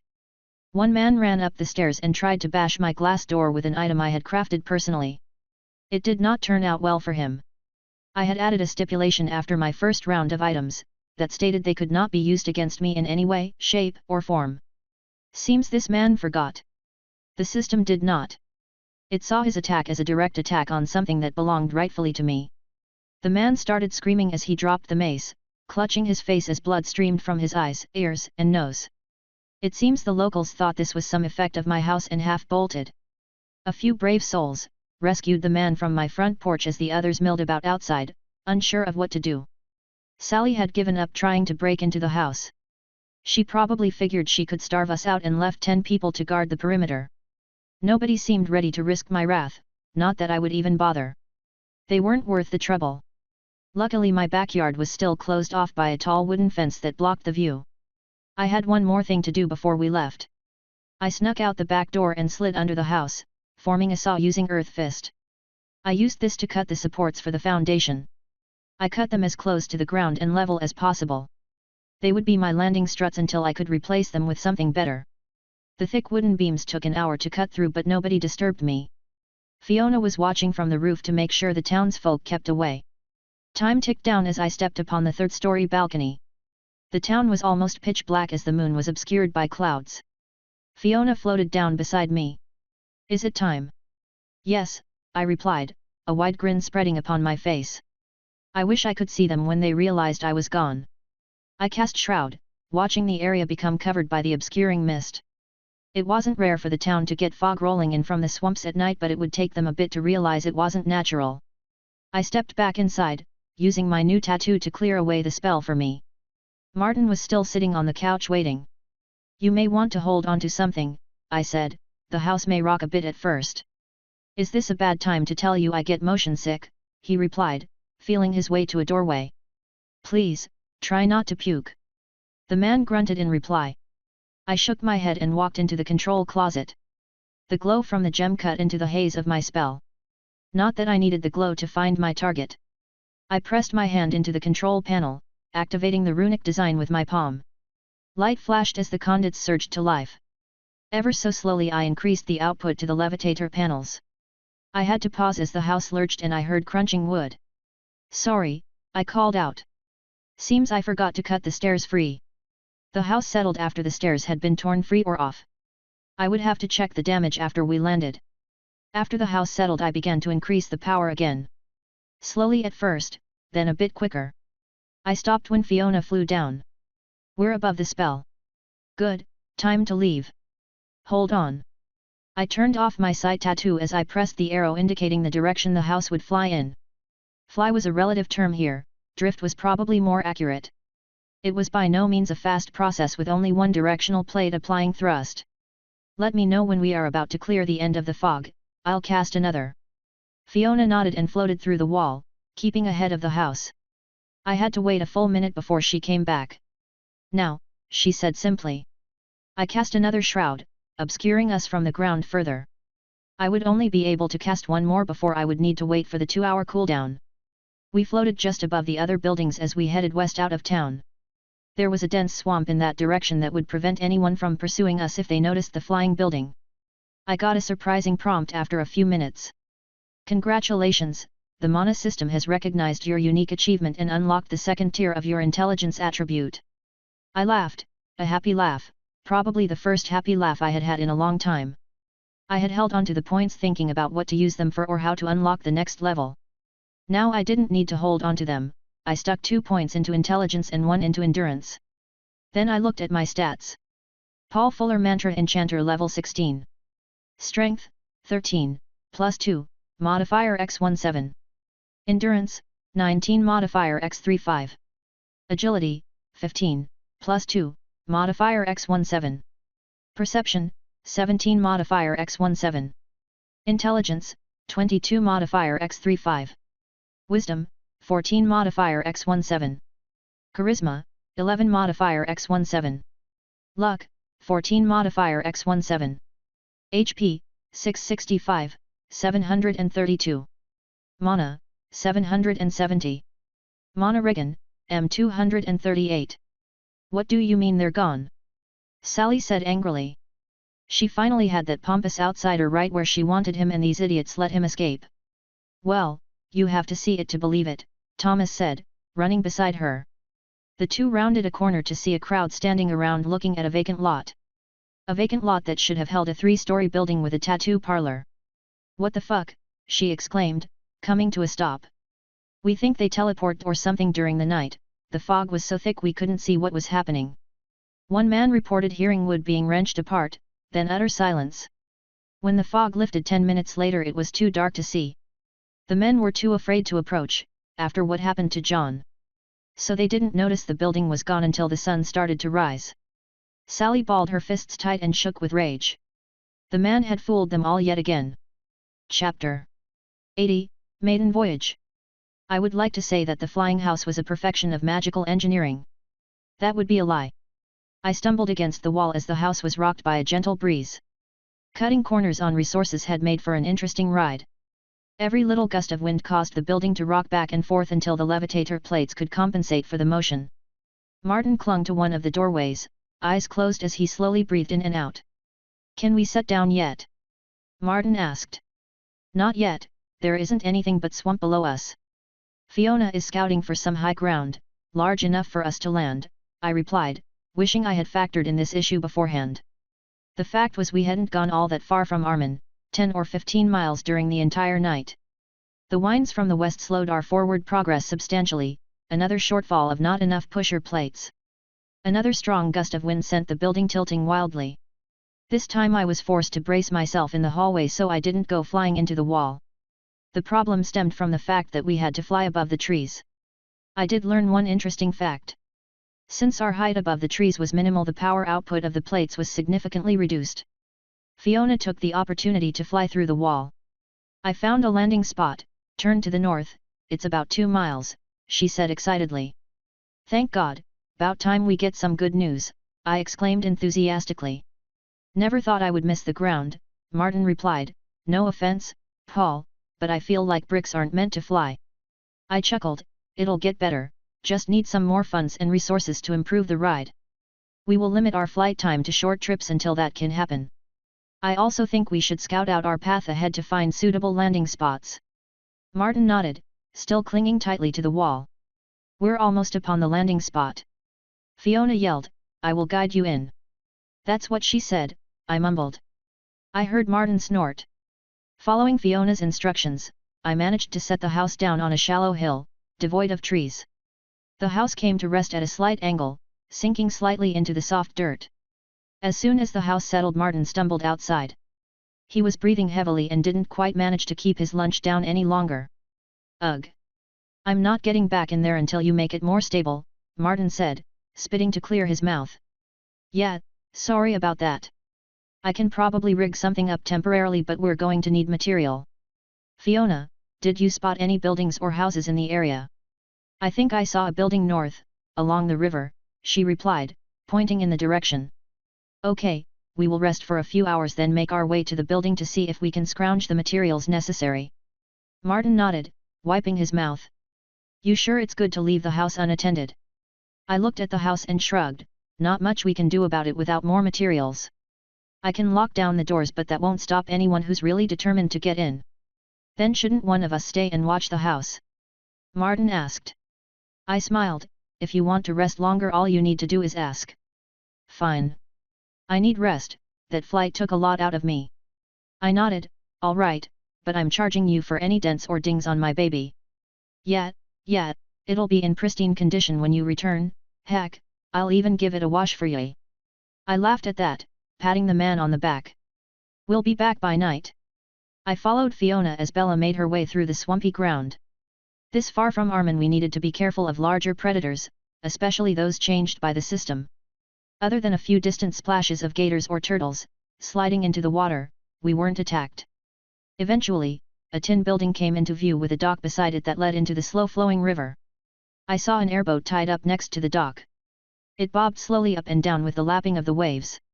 This caused me to come to a stop. Something felt off. It took me a few seconds to realize what.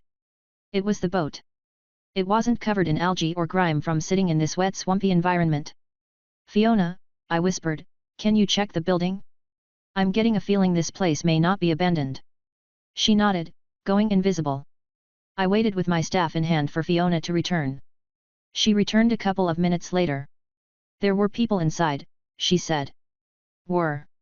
Something got to them, it appears to be a recent attack, likely within the day. Shit, I hissed. This news did not make me feel better.